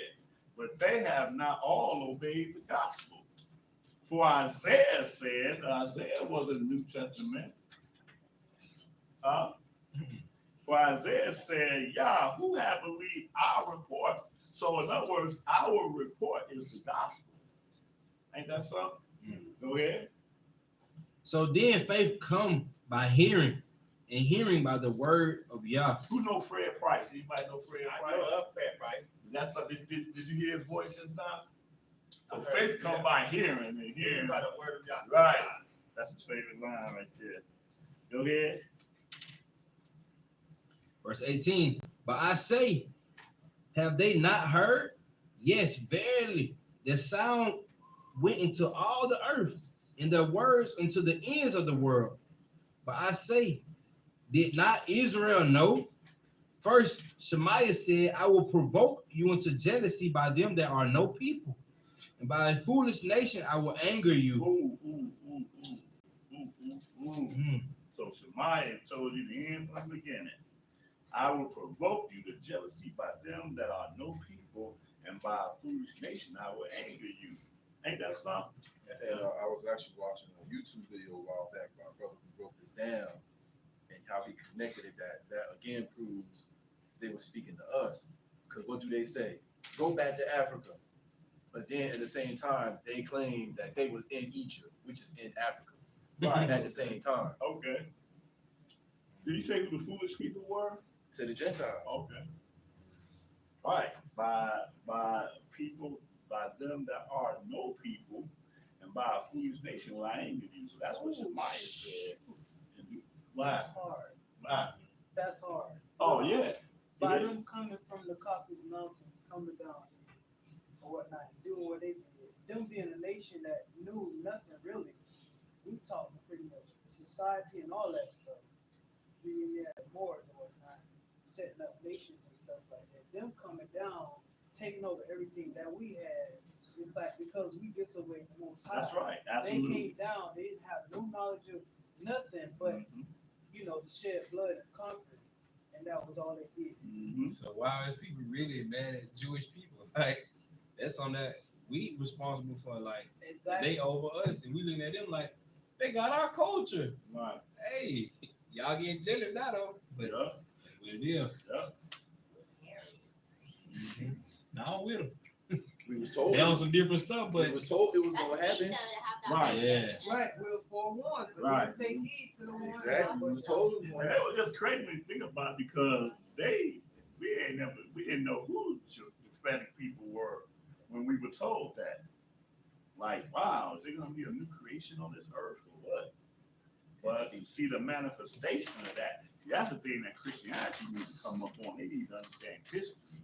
They need to understand prophecy. They need to understand the reality of what we see that causes us to keep these laws and statutes. And that's why you tell people, man, this is not religion.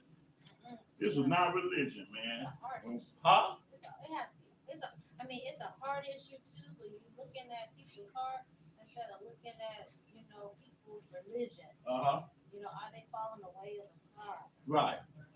Right. Religion to me is something that you believe in, but you don't quite know it's true. Huh? You gotta say that. Huh? But that really is. Because all the time that I was part of a church and I was deep in the church, I couldn't bear witness of the reality of what I was believing in. No.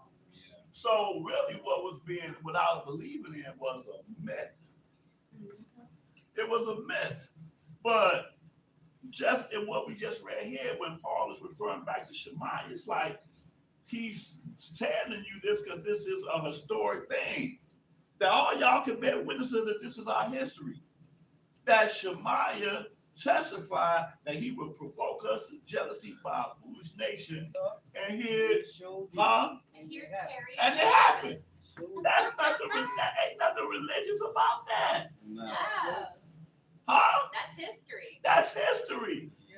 So we're believing in something that done already happened because you ain't gonna find too many debates about what happened on July 4th, 1776. Oh, not at all. Huh? Uh-uh. We have a song that will tell you about what happened. Oh, yeah. And in that same song, it'll tell you what happened to slaves that got in our way.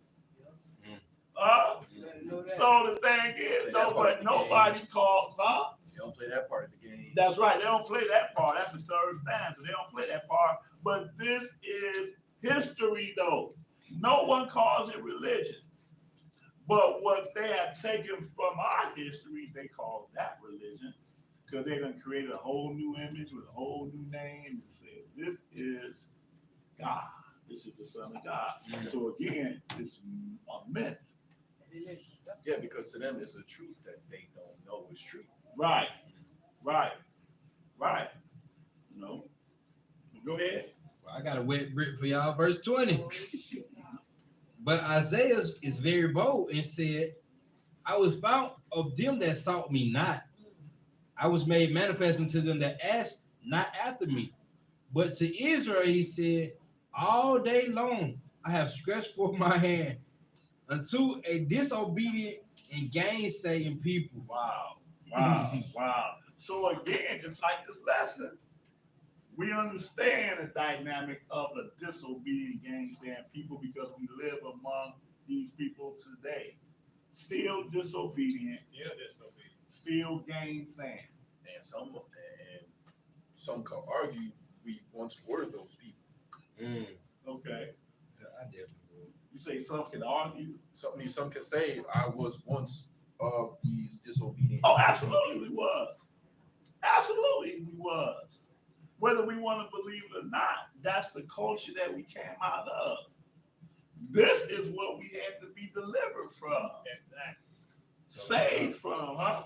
Said Torah. Man, hallelujah, indeed. All right, 3 more places, y'all. Was gonna read Romans 11 chapter, the next chapter, because that gets into the fact of how we are blinded, still blinded, and dealing with all that. But I'm gonna let that slide for now. Let's go on to Jeremiah. Let's go back. Let's probably get more of it. Which chapter? Jeremiah, the 2nd chapter. A lot of things that Moray was dealing with earlier today was concerning what scripture is. And he was reading Luke the 24th chapter, but Yashrael said then he opened up the scriptures, they understand it. I think that's a key thing to understand because people don't understand what scripture is. New Testament is not scripture. And how I say that is not opinion, no, because they understood that it wasn't They scripture. even said it Right. themselves. Right. We can do a whole lesson on that. I think that's one of the things that's probably the number one thing that makes Christianity and all these other fake religions fake, because they don't understand, huh? Null and void. Right, null and void, because they don't understand that scripture reigns supreme. And so he did the thing, he was talking about how we utilize the heathen's terminology as Old Testament. We should never use that term Old Testament. I was just thinking that. Yeah, because the Father never told us that this is Old Testament. That's right. It's And I like never saw. I didn't see that in the book. Old Testament. I Right. never saw it in the book. Right, it should have probably been scripture and a little index page scripture right, true and that. gospel. True that. Like That's that'd be true. more. And that's exactly what it is. I gave it a name, I call it the foundational testament. If you have to use the term testament, it's the foundational testament. But more so, it's exactly what you said, it's scripture. It's like in Acts, the 17th chapter said how the congregation of Berea was more noble than those in Thessalonica. Could they accept what Paul was saying? But they searched the scriptures daily to see if those things were so. That no matter how many times you read that passage, is mighty. Because they could not take Paul's word, not only Paul, Peter, John, any of them words. They could not just take their word and go home and just be like, oh, I believe. They had scriptures to weigh the same thing with Yashua and his disciples. He said, look, I had to open up your understanding of the scriptures. If the scriptures cannot bear witness of all that was written of me to do, then ain't no reason for there to be a me, period. That's why anybody who really like solid and they preaching, they'll tell you, read it for yourself. Right. Or at least give you the foundation though of what I'm trying to teach. I'm teaching a doctrine, but this is where my doctrine comes from. It comes out of the scripture. Line upon line, precept upon precept. If I say anything that sounds kind of iffy, like using Paul as an example, hey, search the scriptures diligently. Yeah. Because at the end of the day, I'm still flesh. I'm still man. Got these long fringes, nice robe. I look official, boy. Got that official look. You got it, Jack. But man, speaking eloquently, hemming and hawing, and really making you feel something by the words come out of my mouth. Like a lot of our people. Man, That Holy Ghost, right? well, if that scripture can't back up the words that's coming out of my mouth, you need to be concerned. Right. You need to be concerned. And they go in the Gospels with Paul. I ain't get too deep on it, but he was saying a lot of stuff that he wanted for his house rules for him to Right. have order in his That's churches. correct. That's called, the term for that is called ecclesiastical. Ecclesiastical. Church rules. Learning something. And understand that those were his church rules. His church rules. See, because people understand that he go to Jerusalem and he try to get the brothers to see all his works that he done. But you don't read nowhere in the scriptures that he was made an apostle. There were 12 apostles. One died. They had to draw lots if he was going to replace him. Paul was never, ever historically counted in the number. That's the reason why when he went to Jerusalem, they had, and his, I mean, I don't Well, want to he get did say that. He said, I exalt my own office. right. I magnify my I own magnify office. my That's own right. office. But then here's a real interesting thing, y'all. I don't want to get too deep in this. I think somewhere in the Acts the 24th chapter, he come before some of them brothers there. They are aware that some of the believers are trying to kill him. But then the person that he's talking face to face to, he tells Paul, look, this is what I need you to do, man. I need you to go and purify yourself with them, whatever. And by doing the purification, you gotta let them know that you also keep the law. Now I used to read that, and that used to be my proof that Paul kept the law. But Paul never makes no statement concerning, brother, that's a good idea, whatever. He do it, but he don't open his mouth to stand according to what he's being accused of. But the scripture said that these were believers. Hey, look, I know y'all got them in here, but look, they call them believers. Believers mean that they were keeping the law and statutes. Because if you go into Acts the 5th chapter, Stephen is being falsely accused by the exact same things that they're saying Paul did. You are out here preaching people that we changed. They say he paid suborned men to testify that this is what he was doing, but it was false.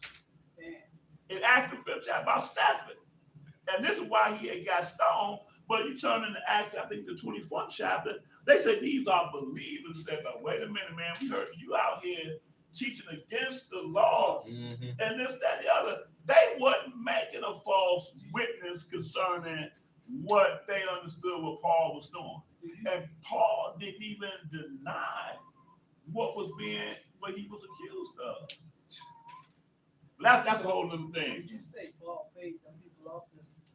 No, Okay. I said that in Acts the 5th chapter was About Stephen. Stephen. Yeah. Right. See, I want to read just a little bit. That's just for sake. This is a side note, y'all. I'm finishing my lesson. Acts is full of drama for real. Oh, yeah. Acts is, Let me see if I got this thing right. Wait a minute, Acts the But we 5th. don't know yet. It says 5. I think it was 5. I might be wrong. Hold up. Let's see. Is it 4?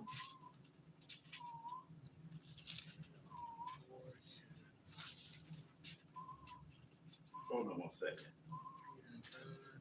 Okay, 4 is the one we're talking about, Peter, John, when they were. No, okay. We're looking for Stephen. Well, Stephen Hill executed in chapter 8. 8. Okay, I was a long way from That it. was Hill executed. Right. Okay. Let me see if it's 8 that I'm looking for. I'm almost sure it is. 7, he spoke here on the fence. There's a scale 7. 7. 37. 59. I'm looking for where it says and they suborned. Keyword is suborned men.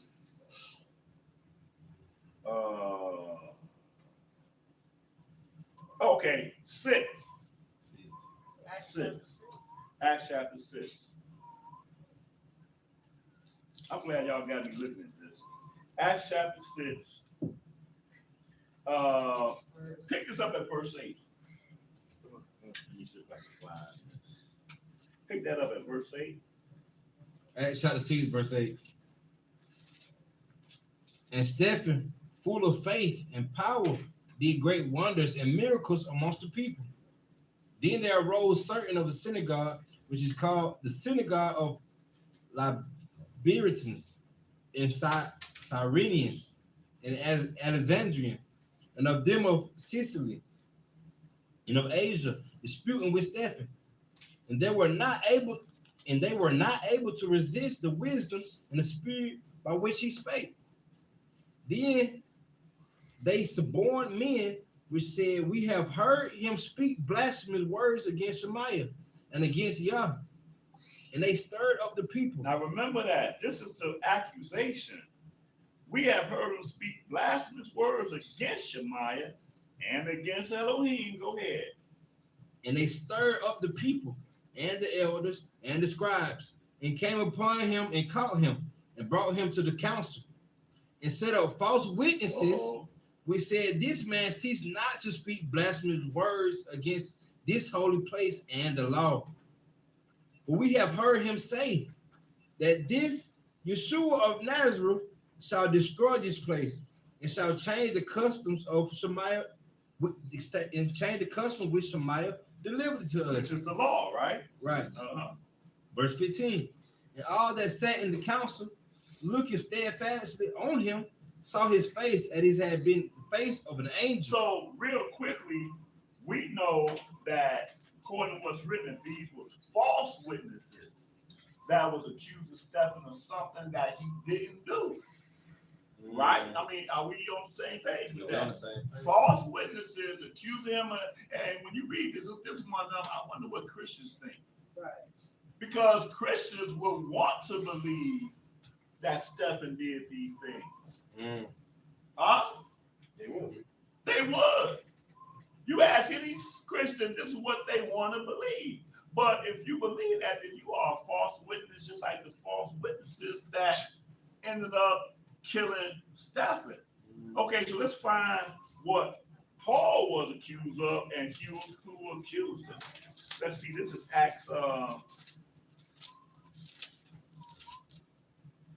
was reading this one day, I was like, man,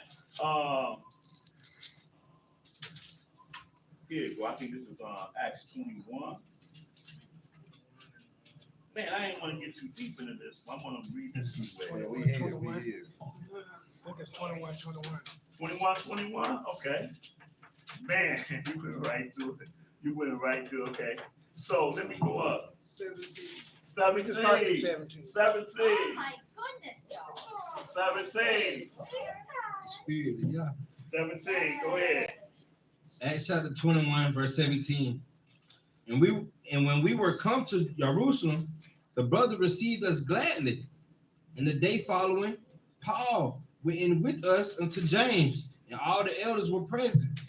And when he had saluted them, he declared particularly what things Yah had wrought amongst the Gentiles by his ministry. By his ministry. There you go. Verse So 20. this is what, man, y'all won't believe what the Father have done with me, with these Gentiles. Okay? So he's talking to law-abiding Israelites, you know, telling them that this is the work that the Father allowed me to do among these Gentiles in my ministry. He didn't say my apostleship or whatever, but he was an apostle, because by definition, apostle is one that builds churches. Just like these Christians are called apostle. Yeah, you're apostle, all right. But are you Ordained. or Yah. building the church, the assemblies of Yah? Or are you building the assemblies of your own self? Or the assemblies of Satan. Or assemblies of Satan? Say, well, what assemblies are you building? But that's what he did. He ran in there. First thing out of his mouth was, look, man, hey. You know, first thing, what y'all think the first word out of his mouth was? Oh, let's put it together, y'all. What do all his letters begin with? I lied not. No. Oh, Paul. Simple as that. Paul. yeah. Every last one of his letters began with his own name. And he had I lied not in there too, y'all. Right. But you, hey, Paul. But anyway, I lie not. so that's what he did, man. He come in there bearing witness of all that he did among the Gentiles. Verse 20. Verse 20.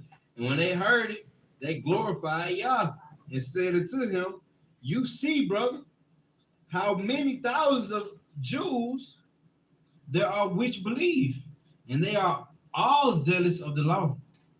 And they are informed of you, that you teach all the Jews which are amongst the Gentiles to forsake Shemaiah, saying that they ought not to circumcise their children, neither to walk after the customs. Stop.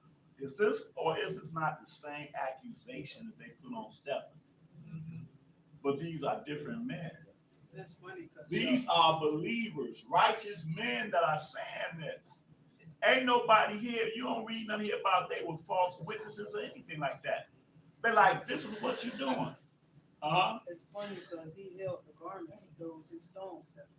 Right, absolutely. Absolutely. Oh, absolutely. That So we know that that whole spirit didn't just start with Paul. It started way before. You know, like John said, that even at this time, there are many anti-messiahs, antichrist that are come. That's what he said, right? And you know what John preached. You want 1 John, 2 John, 3 John? He spit fire. So when he say antichrist, you know what he was talking about. So these men here said that you're doing the same thing that the false witnesses said Stephen was doing. And he said there are many. He said that he qualified the people by saying there are many among us that believe. So these guys are not going to be telling no false witness. So, but watch what happened.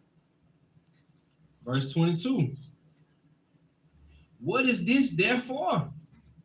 The multitude must need come together, for they will hear that you are coming. In other words, bro, we have to get this straight. We're believers. We need to get this straight, man, because despite all that work that you're doing, we know that testifying that you're doing X, Y, and Z. So we got to get this matter straight. Go ahead. Verse 23. Do therefore this that we say to you. We have 4 men which have a vow on them. Them take and purify them thyself with them, and be at charge with them, that you may shave your heads, and all that may know that those things. Shave the head, that's a whole different thing. We do that. Bro, why you shave your head? You like, that's what you need to do. That's what you need to do. Verse 24, I'm going to read that more better, y'all. Verse 24, them take and purify yourself with them, and be at charges with them, that you may shave their heads, and all may know that those things whereof they were informed concerning you are nothing, but that you are yourself also walkers orderly and keep the law. As touching the Gentiles which believe, we have written and concluded that they observe no such thing, save only that they keep themselves from the things offered to idols, and from blood, and from strangle, and from fornication. Now, I'm not sure who this here is speaking. I think it's James, because James said the same thing to him in Acts 15. Okay, well, he's not explaining that dynamic that he's teaching Gentiles do was only a temporary interest into the household of faith. You read this here right now, and it sounds like this was all the Gentiles had to do. Yeah. But that wasn't what the thing was. This is just the thing that they had to do right now. Step 1.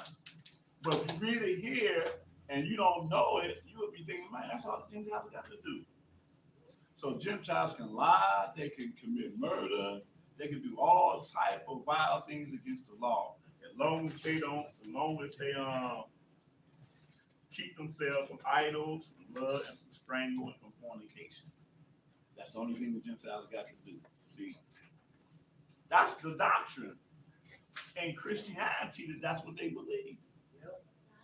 But we know that that's not what they were limited to do. But go ahead. 26. 21, 26. Uh-huh. Verse 21. Chapter 21, verse 26. Then Paul took the men, and the next day purified himself with them, enter into the temple, to signify the accomplishment of the days of purification, until that an offering should be offered for every one of them. So nowhere in this did Paul speak up and say, what? Is that what they saying? Right. Man, no cats got it wrong. I ain't no such thing. All he doing is just going with the flow. being all things to all men. As he said, that's what I do. I be all things with all men. Saying he trying to keep himself in a safe manner. Right, exactly. Go That- along, get along, game. right, that's what he did. That's what he did. Switzerland. Right. He said, Yeah, he trying to be with cool with everybody. right, exactly. Cool that he says that though. 27. 7. And when the 7 days were almost ended, the Jews were of Asia, the Jews which were of Asia, when they saw him in the temple, stirred up all the people and laid hands on him. Come here. 28. Now, before you read the rest of this, if you ask any Christian, why were they trying to kill Paul? What's the Christian answer for that? Because he preached the gospel. Yes, yes, Mm, because he believed in Jesus. reading is essential. Because now we see it's the exact opposite. Right, right. But you ask any Christian that they was chasing that down. But what they don't know though is that these are believers right here that's doing this thing. See, that's the other thing we don't know. Oh, these are wicked dudes trying to come after Paul. That ain't what the scripture said. If you read in context. Yeah, if you read it, like you say, read this essential. Because if everybody was believers, why would they try to kill him? Right. Right. But go ahead, let's finish that. What happened? Verse 28. Crying out, men of Israel, help. This is the man that teacheth all men everywhere against the people and the law in this place, and further brought Greeks also into the temple and have polluted this holy place. So that whole ritual that he did didn't work. Damn, he polluted the Right. But the ritual that he did didn't work though. He tried to do something to show that I also walk on to keep the law. And the people like, oh, we ain't going for that, bro. Nah, we ain't going for We that. ain't going for that, Nah, man. you We not- know what you done did and what you said. Okay. Oh, okay. Time to pick it up for me. Where we at? Acts 21 and verse 29. Acts 21 and 29. For they had seen before with him in the city Trophimus and Ephesians, whom they supposed that Shaul or Paul had brought into the temple, and all the city was moved. I wouldn't be surprised if you say, my name ain't Paul, man. It's Shaul. No, I gotta put Paul. Man. Huh? I gotta put No, I'm just saying, I wouldn't doubt if that happened. He would have said, Yeah, but go ahead. And all the city was moved, and the people ran together, and they took Paul and drew him out of the temple, and forthwith the doors were shut. And as they went about to kill him, tidings came unto the chief captain of the band. Okay, so you can stop there. Oh, No, what? this goes back to the lesson that AJ did, because he was tight with the Romans.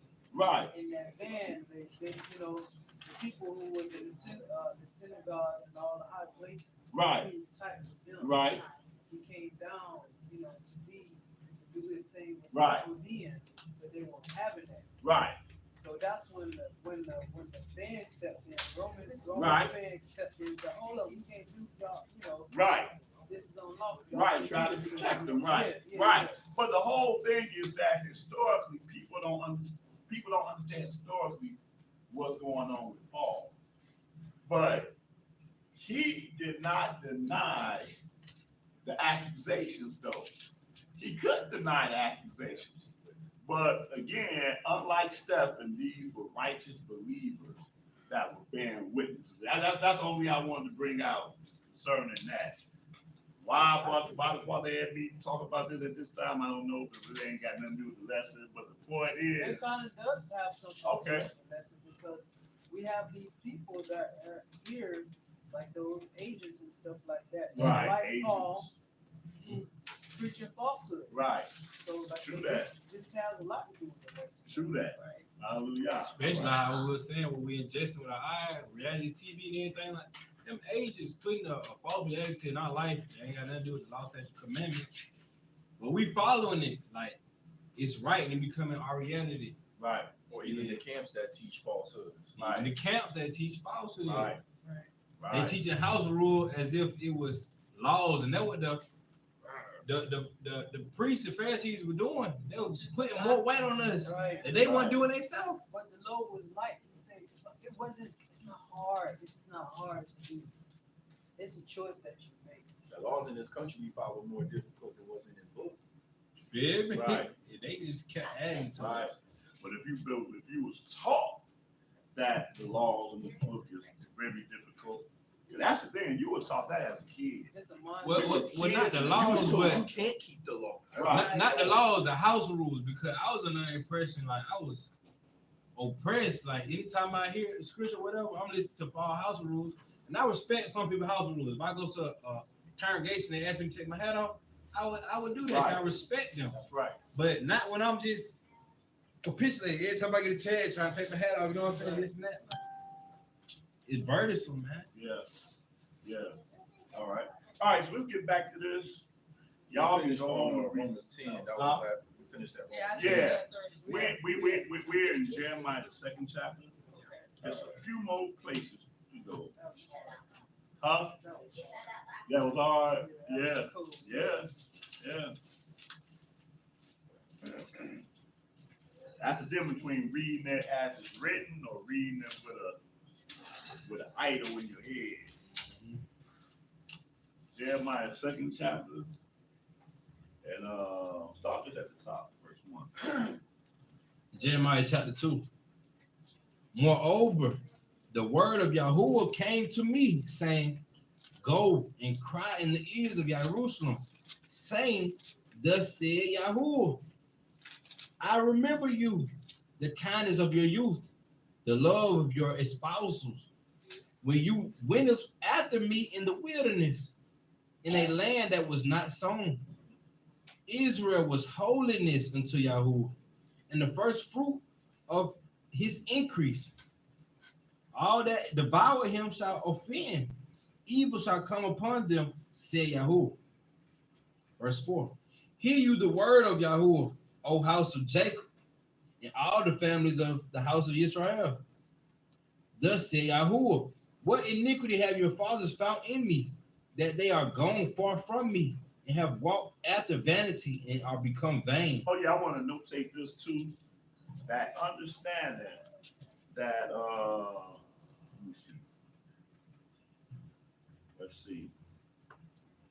I had to check. So in the first chapter, at the 3rd verse, it said, It came also in the days of Jehoiakim, the son of Josiah, or Yoshiyahu, king of Yahudah, unto the end of the 11th year of Zedekiah, the son of Yoshiyahu, king of Yahudah, unto the king of Jerusalem, captive in the 5th month. So I'm reading that to establish that the 10 tribes were already gone. It already gone, right? And I'm establishing that because understand that when the 10 tribes left, there were some of the 10 tribes that came down to Yahudah. And that's in the book of 2 Kings, it talks about that. Yahudah was at that point not just Yahudah. Yahudah was the name of the nation, but the nation consists of Yahudah, Benjamin, Levi, but it also had people of the other tribes that was there as well. So the reason why I'm making this point because of what he's saying here, when he says, Hear ye the word of Yahuwah, verse 4, O house of Yaakov, and all the families of the house of Yashrael, because that's who's there in Yahudah. Y'all understand what I'm saying?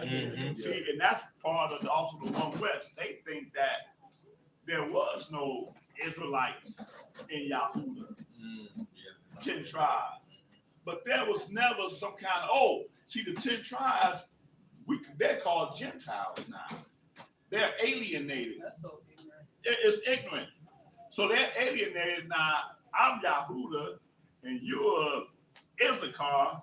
And I'm like, man, bro, I But can't. in the same breath, they say all blacks, Latino, Hispanics, and Native Americans are the 10 tribes.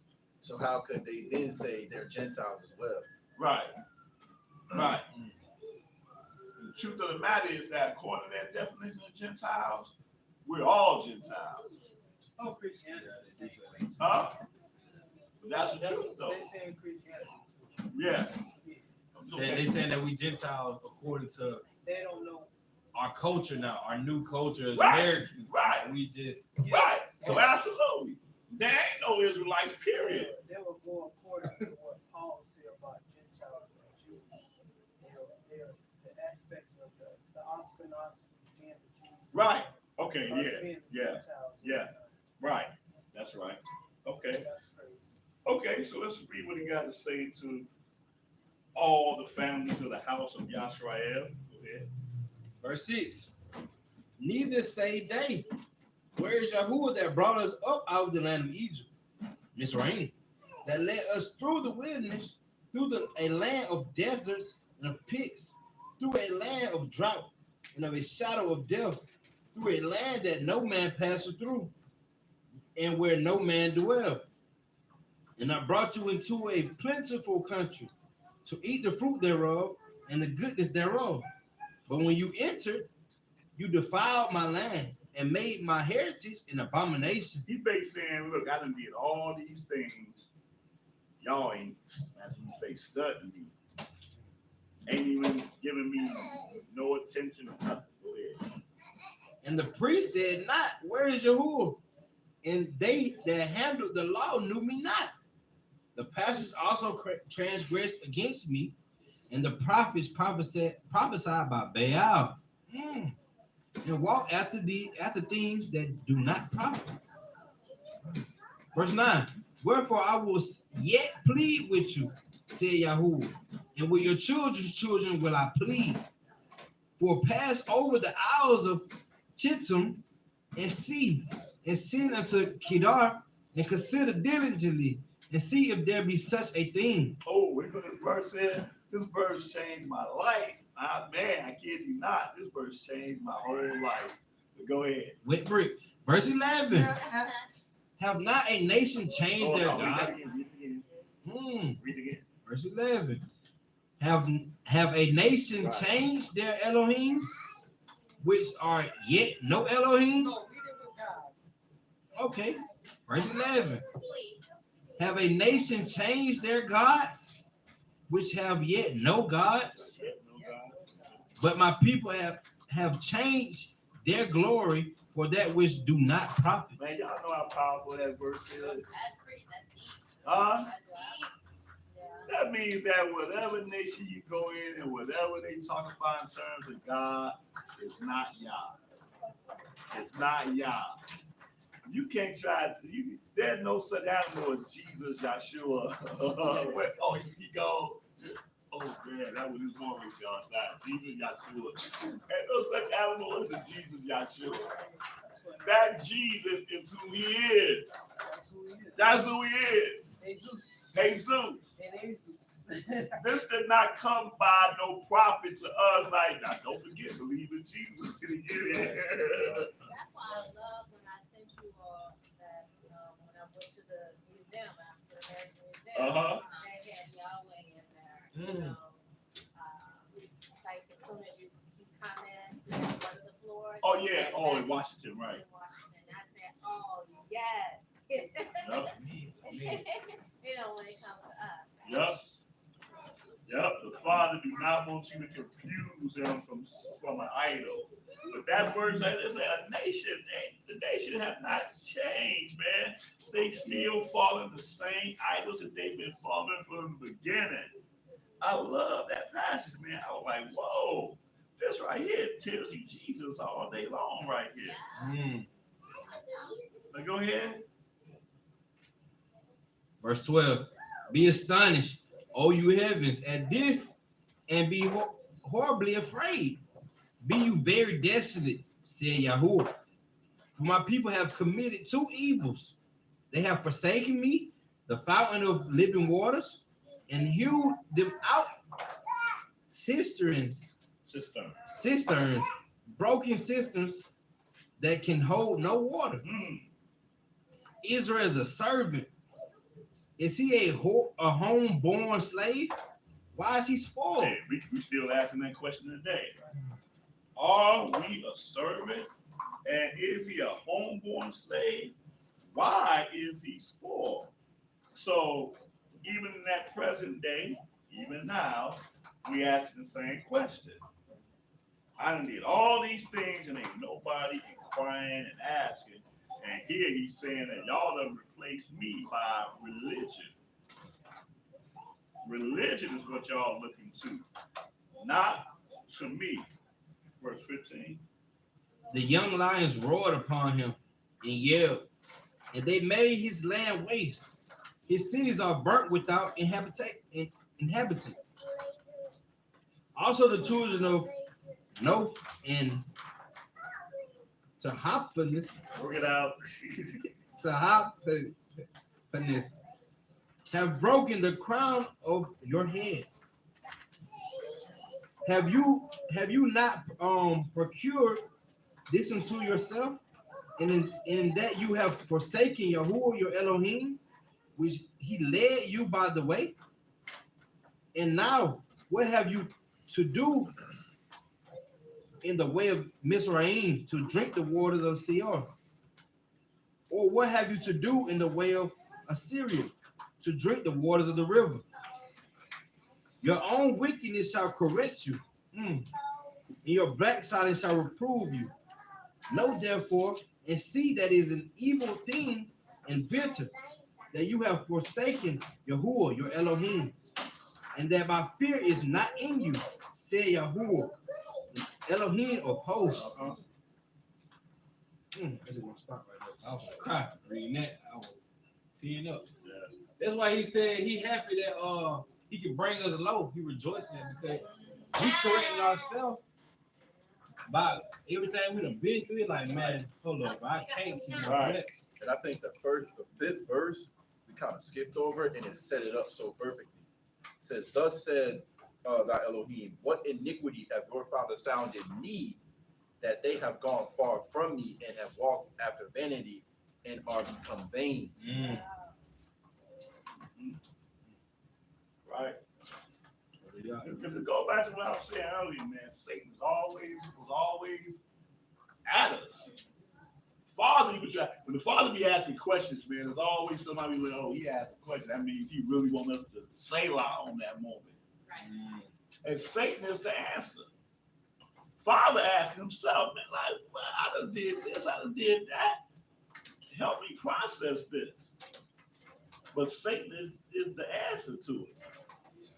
Go ahead. I'm gonna read 19, you got on mine. 19. Your own wickedness shall correct you, and your backsliding shall reprove you. Know therefore and see that it is an evil thing and bitter, that you have forsaken Yahuwah your Elohim, and that my fear is not in you, said Yahuwah, Elohim of hosts. For of old time I have broken your yoke and burst your bands, and you said, I will not transgress. When upon every high hill and under every green tree you wander, playing the harlot. Yet I have planted you a noble vine, holy, a right seed. How then are you turned into the degenerate plant of a strange vine unto me? I'm about to remember that one, man. You know what? You are a degenerate plant of a strange vine. That's gonna be my new info. So people are gonna turn their heads like, what? Exactly. Go ahead. Verse 22. For though you wash you with, what is it saying, nitro, which is a form. Oh, I am gonna say so. I would say so. Go ahead. and take you much soap, yet your iniquity is marked before me, said Yahuwah, our Elohim. How can you say I am not polluted? I have not gone afar after. Yeah, I want to say it. Yeah, I didn't want to say it. Yeah. Don't turn into AJ. Right. See you the way in the valley. You are a swift dromedary, traversing her ways. Okay, here's about this man. Go ahead. Okay, thank you. 24. And while as used to the wilderness that snuffle up the wind at her pleasure, in her occasion, who can turn her away.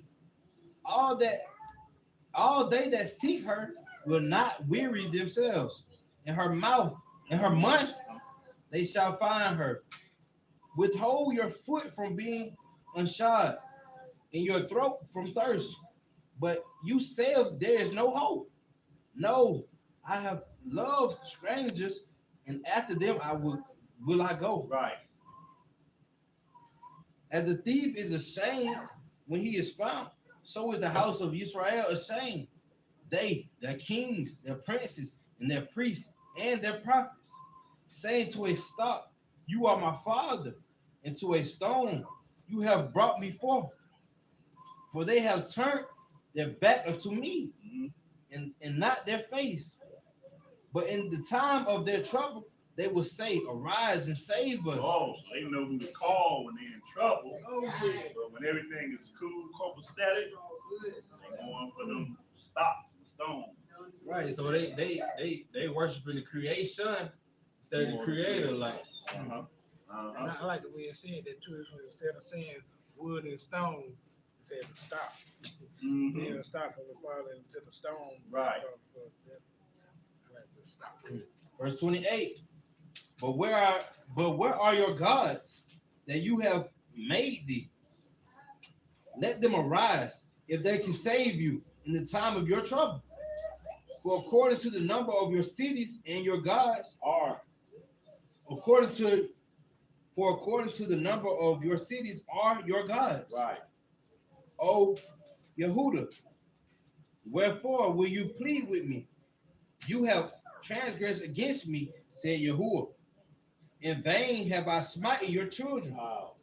They receive no correction. Your own sword have devoured your prophets like a destroying lion.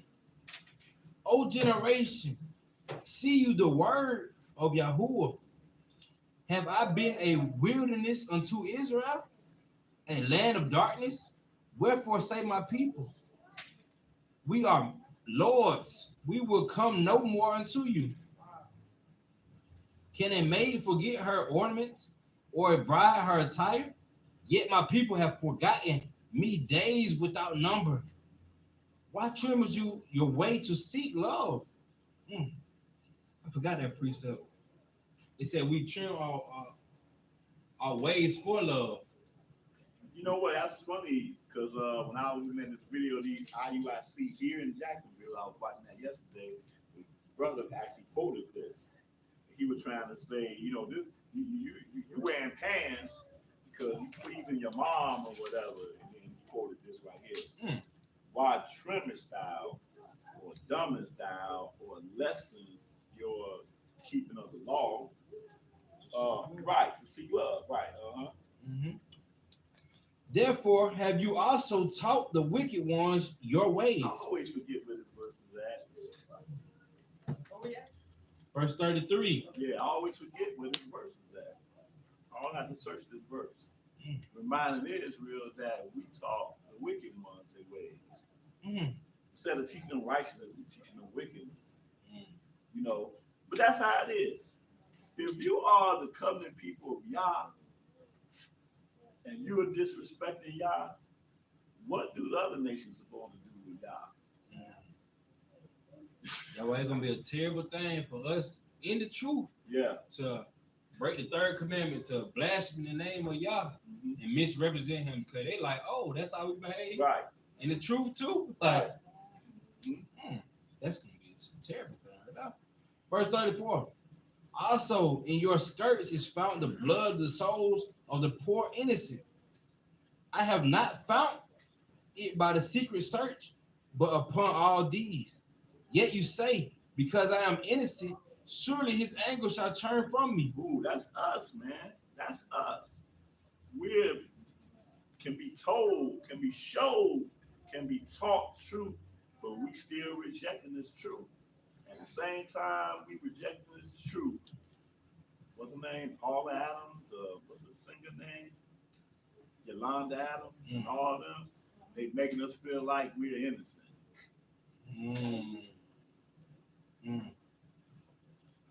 Verse 35. Yet you say, because I am innocent, surely his anger shall turn from me. Behold, I will plead with you, because you say, I have not sinned.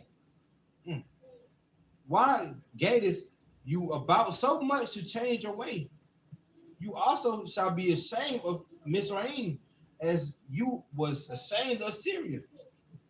Yes, you shall go forth from him, and from hands upon your head. For Yahuwah have rejected your confidence, and you shall not prosper in them. Jeremiah 31. It's got two more places. Jeremiah 31. I'm gonna skip through a lot of it. Jeremiah 31 starts at the top. Jeremiah chapter 31. Uh-huh. Hallelujah. At the same time, said Yahuwah, will I be the Elohim of all the families of Israel, and they shall be my people. Thus said Yahuwah, the people which were left of the sword found grace in the wilderness, even Yashrael, when I went to cause him to rest. Yahuwah have appeared of old unto me, saying, yes, I have loved you with an everlasting love. Therefore, with love and kindness have I drawn you. Again, I will build you. You shall be built, O virgin of Israel. You shall again be adorned with your tabrets. And shall go forth and dance of them that make merry. So this is the prophetically not forever part of the lesson, all right? Everything else we read about the traits showing that the same people back then is the same people we are today. No different. And can only be that one people. But now we're in the prophetically not forever part of the lesson. Go ahead. You shall yet plant vines upon the mountains of Samaria. The planter shall plant and shall eat them as a common thing. For there shall be a day that which watchmen upon the Mount Ephraim shall cry, arise you, and let us go up into Zion until Yahuwah our Elohim. Now remember, I told you that Israel, the 10 tribes, had already gone. But some of them came and lived in Yahudah, and so that's why he's addressing them. Like, you gonna plant vines in Samaria. He wouldn't say that to Yahudah specifically because Yahudah is not Samaria. Y'all get that? Mm-hmm. Go ahead. Verse 7. For thus said Yahuwah, sing with gladness for Yaakov, and shout amongst the chief of the nations. Publish you, praise you, and say, O Yahuwah, save your people, the remnant of Israel. Behold, I will bring them from the north country and gather them from the coast of the earth, and with them the blind and the lame, the woman with child, and her that travaileth with child together. A great company shall return here. Mm-hmm. You shall come with weeping, and with supplication will I lead you. That feel like now, like beginning. Right. Verse 9, they shall come with weeping, and with supplication will I lead them.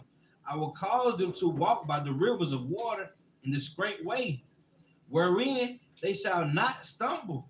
For I am a father to Israel, and Ephraim is my firstborn. Hear the word of Yahuwah, O you nations, and declare it in the isles of far off, and say, he that scattered Israel will gather him and keep him, as a shepherd do his flock. For Yahuwah hath redeemed Yaakov and ransomed him from the hand of him that was stronger than he. Therefore, they shall come and sing in the height of Zion, and shall flow together to the goodness of Yahuwah, for wheat and for wine and for oil and for the young of the flock and of the herd. And their souls shall be as a watered garden, and they shall not sorrow any more at all. Verse 13. And then shall the virgin rejoice in the dance, both young men and old together. For I will turn their mourning into joy, and I will comfort them and make them rejoice from their sorrow. I know this word. What's his words? I will satiate. Thank you. The soul of the priest with fatness, and my people shall be satisfied with my goodness, said Yahuwah. Yeah, skip down to 27. Verse 27. Behold. Oh, you know, I'm sorry. 23. Verse 23. Thus said Yahuwah of hosts, the Elohim of Yashrael. As yet they shall use this speech in the land of Yahuda. What happened? No, I was trying to read the word. In the land of Yahuda and in the cities thereof, when I shall bring again their captivity. Yahuwah bless you, O habitation of justice and mountain of holiness. And there shall dwell in Yahuda itself and in all the cities thereof together, husbandmen, and they that go forth with flocks. For I have satiated the weary. The word today. Yes, sir. Thank you, bro. Verse 25, for I have satiated the weary soul, and have replenished every sorrowful soul. Right.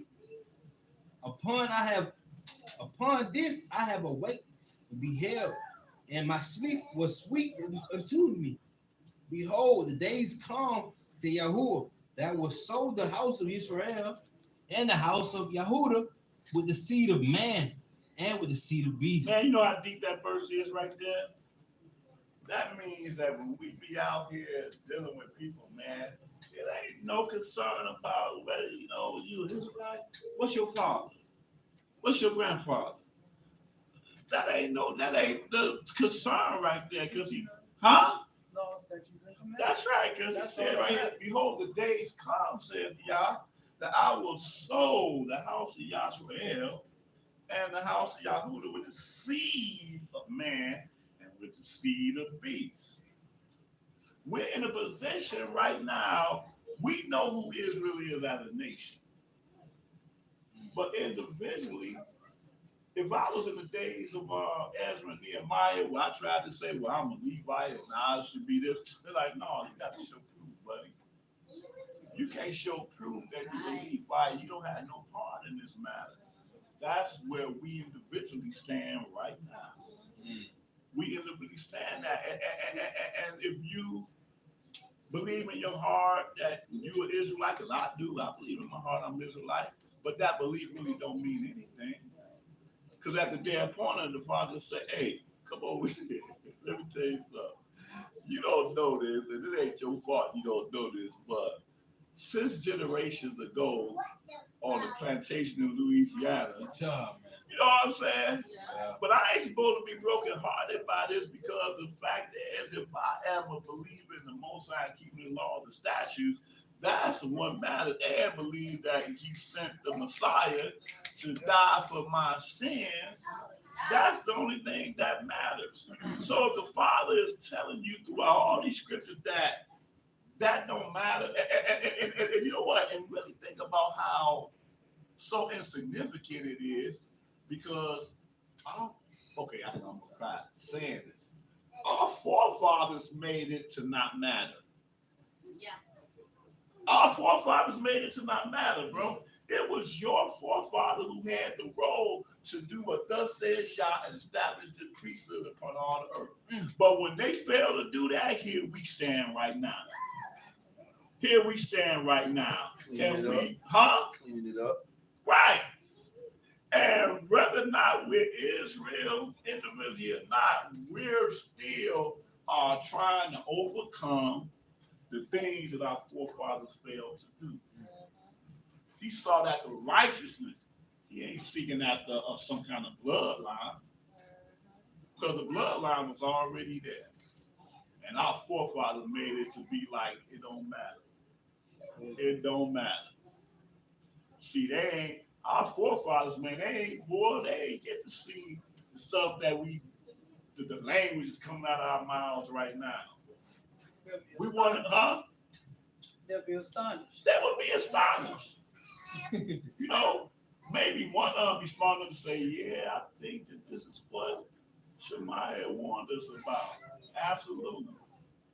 But you looking at your seed, and your seed can't even understand the word that's coming out of your mouth. You understand the words that are coming No, out of my mouth? no, absolutely not. Absolutely not. Hearing us called by all these strange names. Right. And wearing strange garb, okay, in the context of what the scripture is talking about. But guess what, though? You are the reason why we're like this. You're the reason why we like that. So this verse here, man, look. This is where we are right now. Okay, go ahead. Verse 28. Verse 28. And it shall come to pass that like as I have watched over them to pluck up and to break down and to throw down and to destroy and to afflict, so will I watch over them to build, to plant, said Yahuwah. That's right. And see, Hallelujah. hey, he said, hey, I rejoiced on both ends. Mm. When I plucked you up and broke you down and threw you down and destroyed you, I rejoiced in that. So will I watch over them to build and plant. Right. Right there for them. Right. Real. Verse 29. In those days they shall say no more, the fathers have eaten a sour grape, and the children's teeth are set on edge. But everyone shall die for his own iniquity. Every man that eateth the sour grape, his teeth shall be set on edge. Continue. Verse 31. Behold, the days come, said Yahuwah, that I will make a new covenant with the house of Yashrael and with the house of Yahudah, not according to the covenant that I made with their fathers in the day that I took them by the hand to bring them out of the land of Mizraim, which my covenant they broke, although I was an husband unto them, said Yahuwah.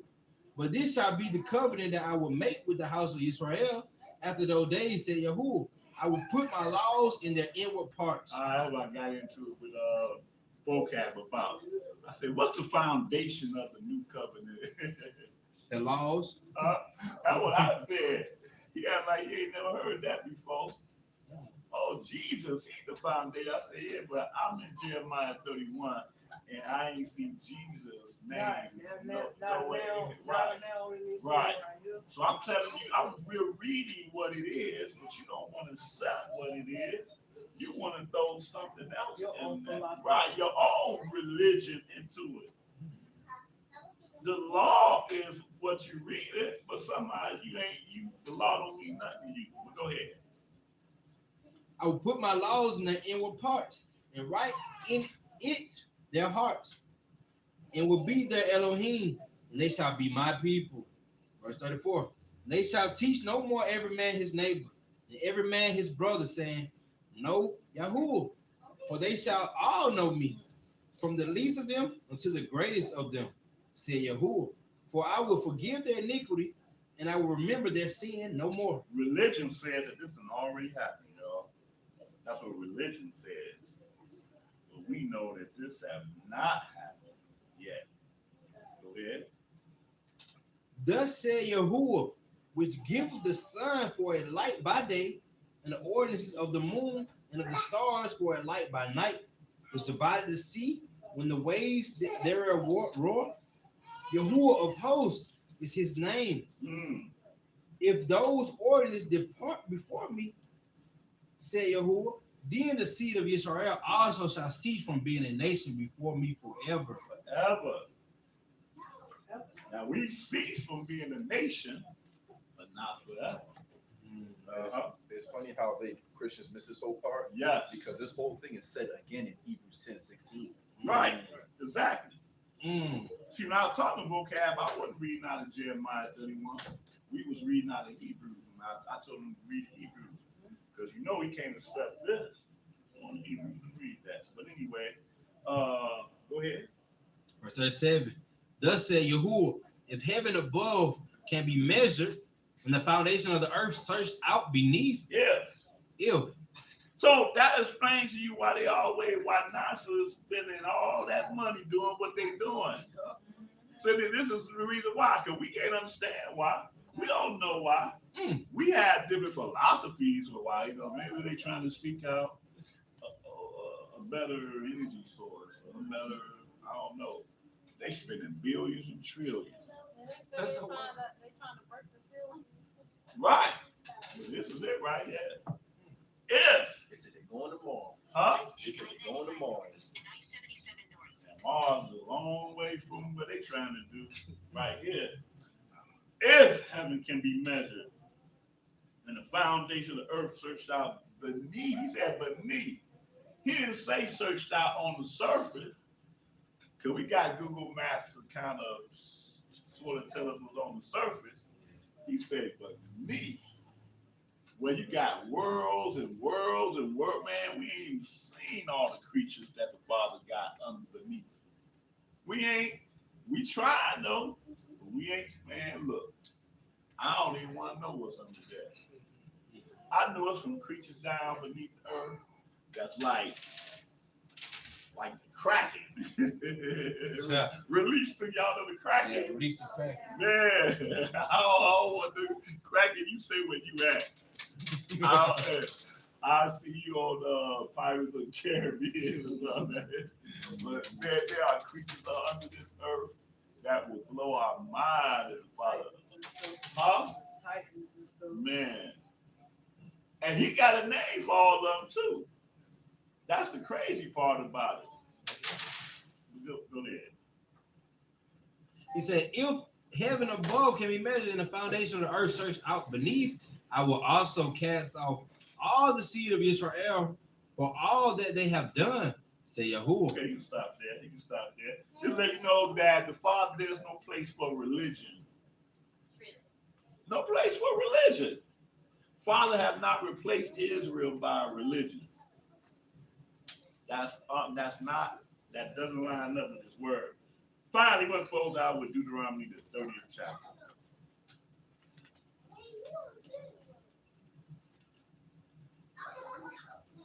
Man, our ancestors were so wicked, man. The Father, like, you know what? For me to do this, y'all gonna have to go through it, man. Y'all gonna have to really deal with it. And I like what the Jehovah's Witness says. I love this part of their doctrine. They say that the Father allowed Satan to take full reign over this earth so that the whole earth can realize that Jehovah has to control the earth. I'm paraphrasing their doctrine. Yeah, that's part of their doctrine.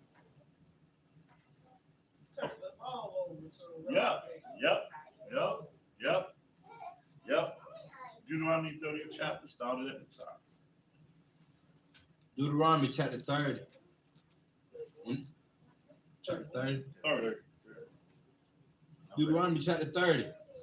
And it shall come to pass, when all these things are come upon you, the blessing and the curse, which I have set before you, and you shall call them to mind among all the nations, whether Yahuwah or Elohim have driven you, and shall return unto Yahuwah or Elohim, and shall obey his voice according to all that I command you this day, and you and your children with all your heart and with all your soul. Yeah, this is where you go clearly to show people that religion have not replaced the word of Yah. He said that in the land of our captivity, when the Father brings us to mind, that we are going to be keeping all that he has commanded us that day, right? All the law. People, Israelites be debating, should we be keeping the law in the land of our captivity? Definitely we need to. Huh? Definitely we need This to. right here is That's what the reason why we're here, because we wasn't keeping the Right. land. So Okay, if why- we was in the sea, we need to keep. Right. But We like can't you keep say, it here. We ain't gonna keep it and nowhere. see, you know what? Here's another thing with that too. The Father did not kill nobody because they were not able to keep the law. But that's religion. And one of y'all mentioned that earlier, man. You know, we couldn't keep the commandments because that's the main doctrine of Christianity. That's the thing, and we all been there. Huh? We all have been there. Right. We been walked out the Right. first earth. But the point is, he did not kill nobody because they couldn't keep the commandments. He didn't kill nobody in Noah's day because the people just couldn't keep the commandments. He didn't kill all of Sodom because Sodom just couldn't keep the commandments. So now we are faced with that doctrine saying, you can't keep the commandments. You can't keep the law. The Father didn't kill nobody because they couldn't keep it. They wouldn't keep it. So they could have kept it. Yeah, they could have kept it. They could have chose life and live, but they didn't choose life and live, and the Father put righteous judgment upon all these people for what they did. Just like he put righteous judgment on us through our ancestors' wickedness. man, when you are bought under a blood contract, man, that's something serious. This is the reason why you have so many. Right now, there's a movement among Black Greeks. They're like, I'm renouncing because they found out that what that whole Black Greek situation is. Y'all seen the videos on YouTube where they renouncing it. I'm sadly they don't really come fully into understanding what the Father required, but that's a cool move though to understand that you done made a blood covenant with an idol, and the Father ain't got no place for you with that. So they absolutely be like, oh, I renounce Omega Psi Phi because I pledge to this Greek God, this Greek idol, and the Father can't work it. So that's a movement. And I ain't never seen a movement as large as I see it now.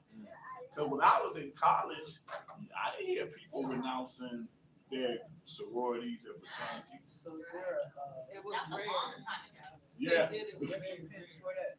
Huh? I read some hints for that. Absolutely. Because that's the thing that they don't tell them. The average person don't really understand that on the night that you go over, you are bowing down to an idol. And every single one of these sororities and fraternities are represented by a deity. I never knew that. And you're, huh? I never knew that till recently. Right. And you are pledging life in like Delta Sigma, who is the idol? Minerva, is it? I think Minerva, something like that. But they all have a idol that they all, And see again, in Christianity, we'll say Jesus all day long, but he's really an idol too.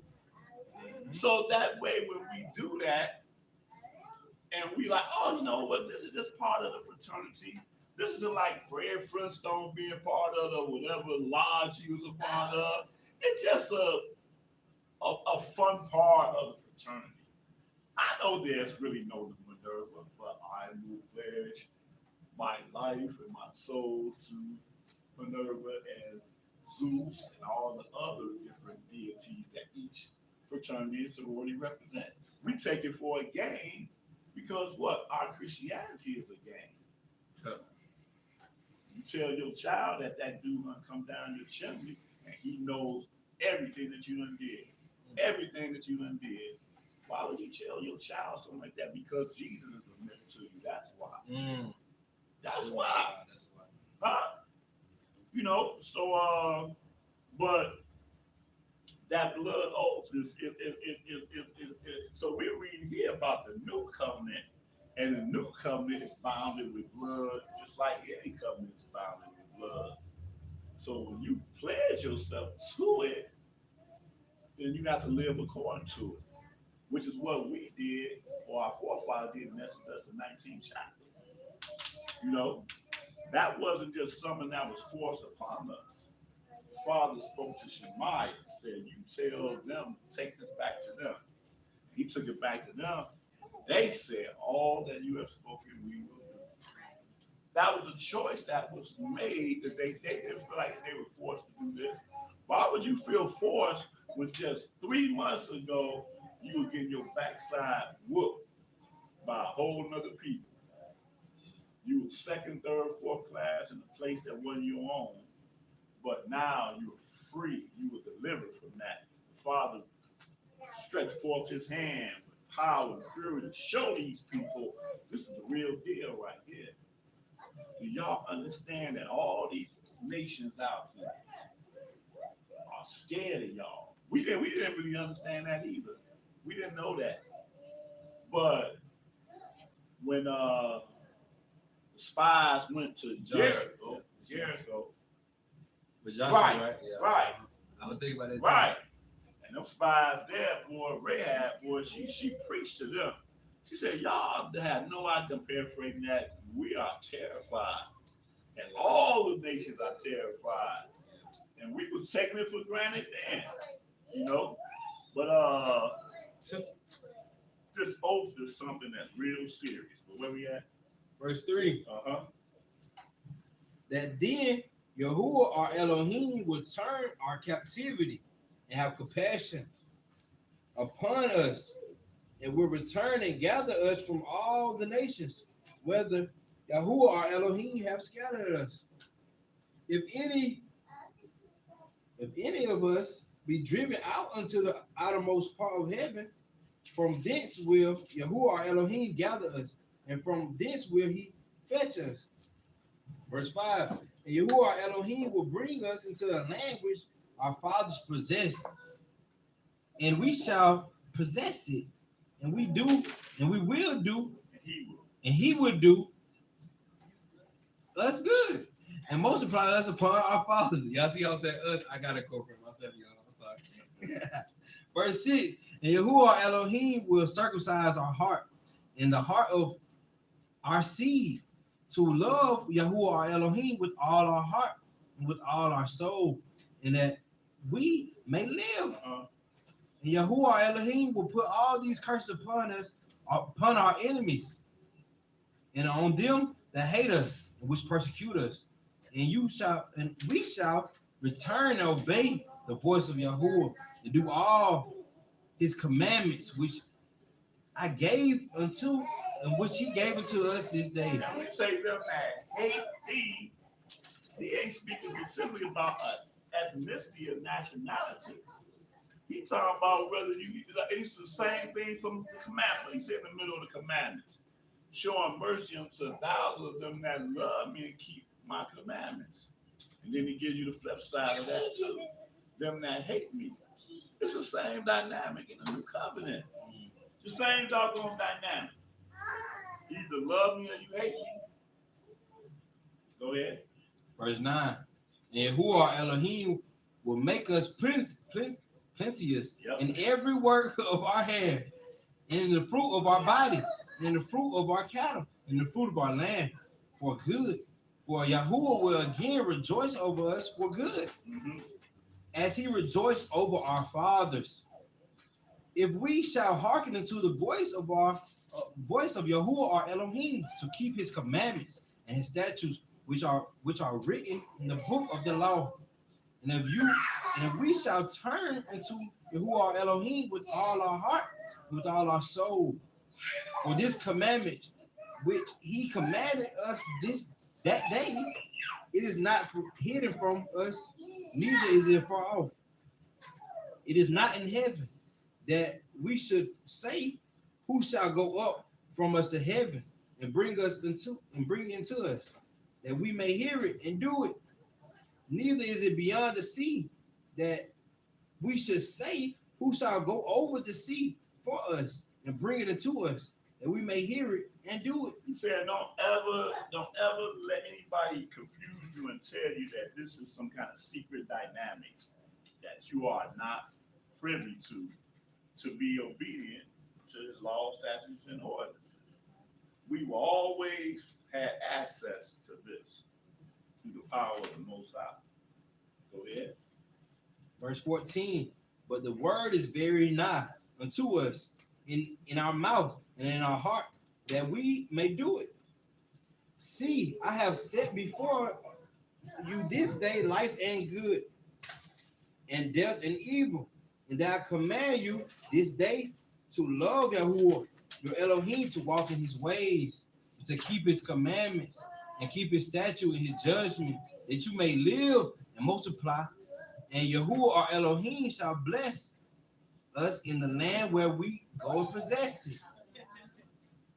But if your heart turn away, so that you will not hear, but shall be drawn away and worship other gods and serve them, I denounce unto you this day that you shall surely perish, and that you shall not prolong your days upon the land, whether you pass over the Jordan to go possess it. He just telling you, look, this is the choice that you're making. You got free reign to make whatever choice. He say, I don't know how you would, what you see in these idols and what you see in these pagan traditions, but I'm telling you right before you even go there, that's death. It looks pretty. It sounds so beautiful. And all that, man, the best thing in the world, but I'm letting you know that at the end of the day, it's death. And this over here, which may not be as pretty as you might want it to be, or Satan might lead you to believe it. Matter of fact, he's gonna trip you out so much that he's gonna make you think this is bondage. It's Fine. not the sexy choice. Huh? It is not the sexy That's right. choice. That's right. That's right. But this is what I have commanded you that you may live. Live. So you're gonna choose after the sight of your eyes, or you're gonna choose according to what thus says the Most High. That's what it is. That's just what it is. You know, but go ahead. Now, this the wet brick for the knockout. Verse 19. I call heaven and earth to record this day against you. That I have set before you life and death, blessing and cursing. Therefore, choose life, that both we and our seed may live. Y'all know how crazy that verse is, though? That verse is so crazy. Because we just think it's something to say. I call heaven and earth. Do you know that if we were standing in the same spot, I was thinking about this, we went to St. Augustine too.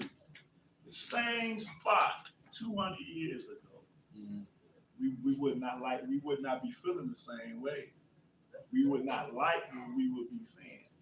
The same spot, that the same earth that our foot is standing on 200 years ago would be treacherous. Some of us own houses that if we were standing on that same spot 200 years ago, you understand what I'm saying? But he said, I call heaven and earth. The same doggone heaven, man. The same earth. They bore witness of our ancestors under the earth, and here we are. These are living entities, man. We don't even understand the fullness of the stars. All we see is just these pretty little things. We don't understand the fullness of what they really are in terms of the Father's creation. We just know that they are for signs, seasons, days, years. But the Father says they bear witness against me. For all we know, every star could be an eye of the Most High. Because he say they bear witness. But to us, they're not even living. Piece of dirt, man. This ain't nothing. But it's just so happening, everything that you eat comes from out of that thing that you denouncing. And without its life, we couldn't live. So it's deep. But when the Father say they gonna bear witness, man, that ain't nothing to sneeze at. Nothing to sneeze at. What verse is that we just read? Oh, We read 19. We on right. I call heaven and earth to record. Record, okay? Press record, okay? This day against you that I've set before you life and death, blessing and curse. Therefore choose life, that both you and thy seed may live. Simple as that. Go ahead. Verse 20. That we may love Yahuwah our Elohim, that we may obey his voice, that we may cleave unto him, for he is our life and the length of our days, that we may dwell in the land which Yahuwah sware unto our fathers, to Abraham, to Isaac, and to Jacob, to give to them. Hallelujah. Yashrael, we are the same yesterday, today, but prophetically not forever. May I had a blessing for the reading of his word in Yahshua's name.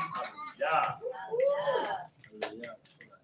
I'm Yeah. sorry, y'all. I got weary. I gotta go to the bathroom super bad.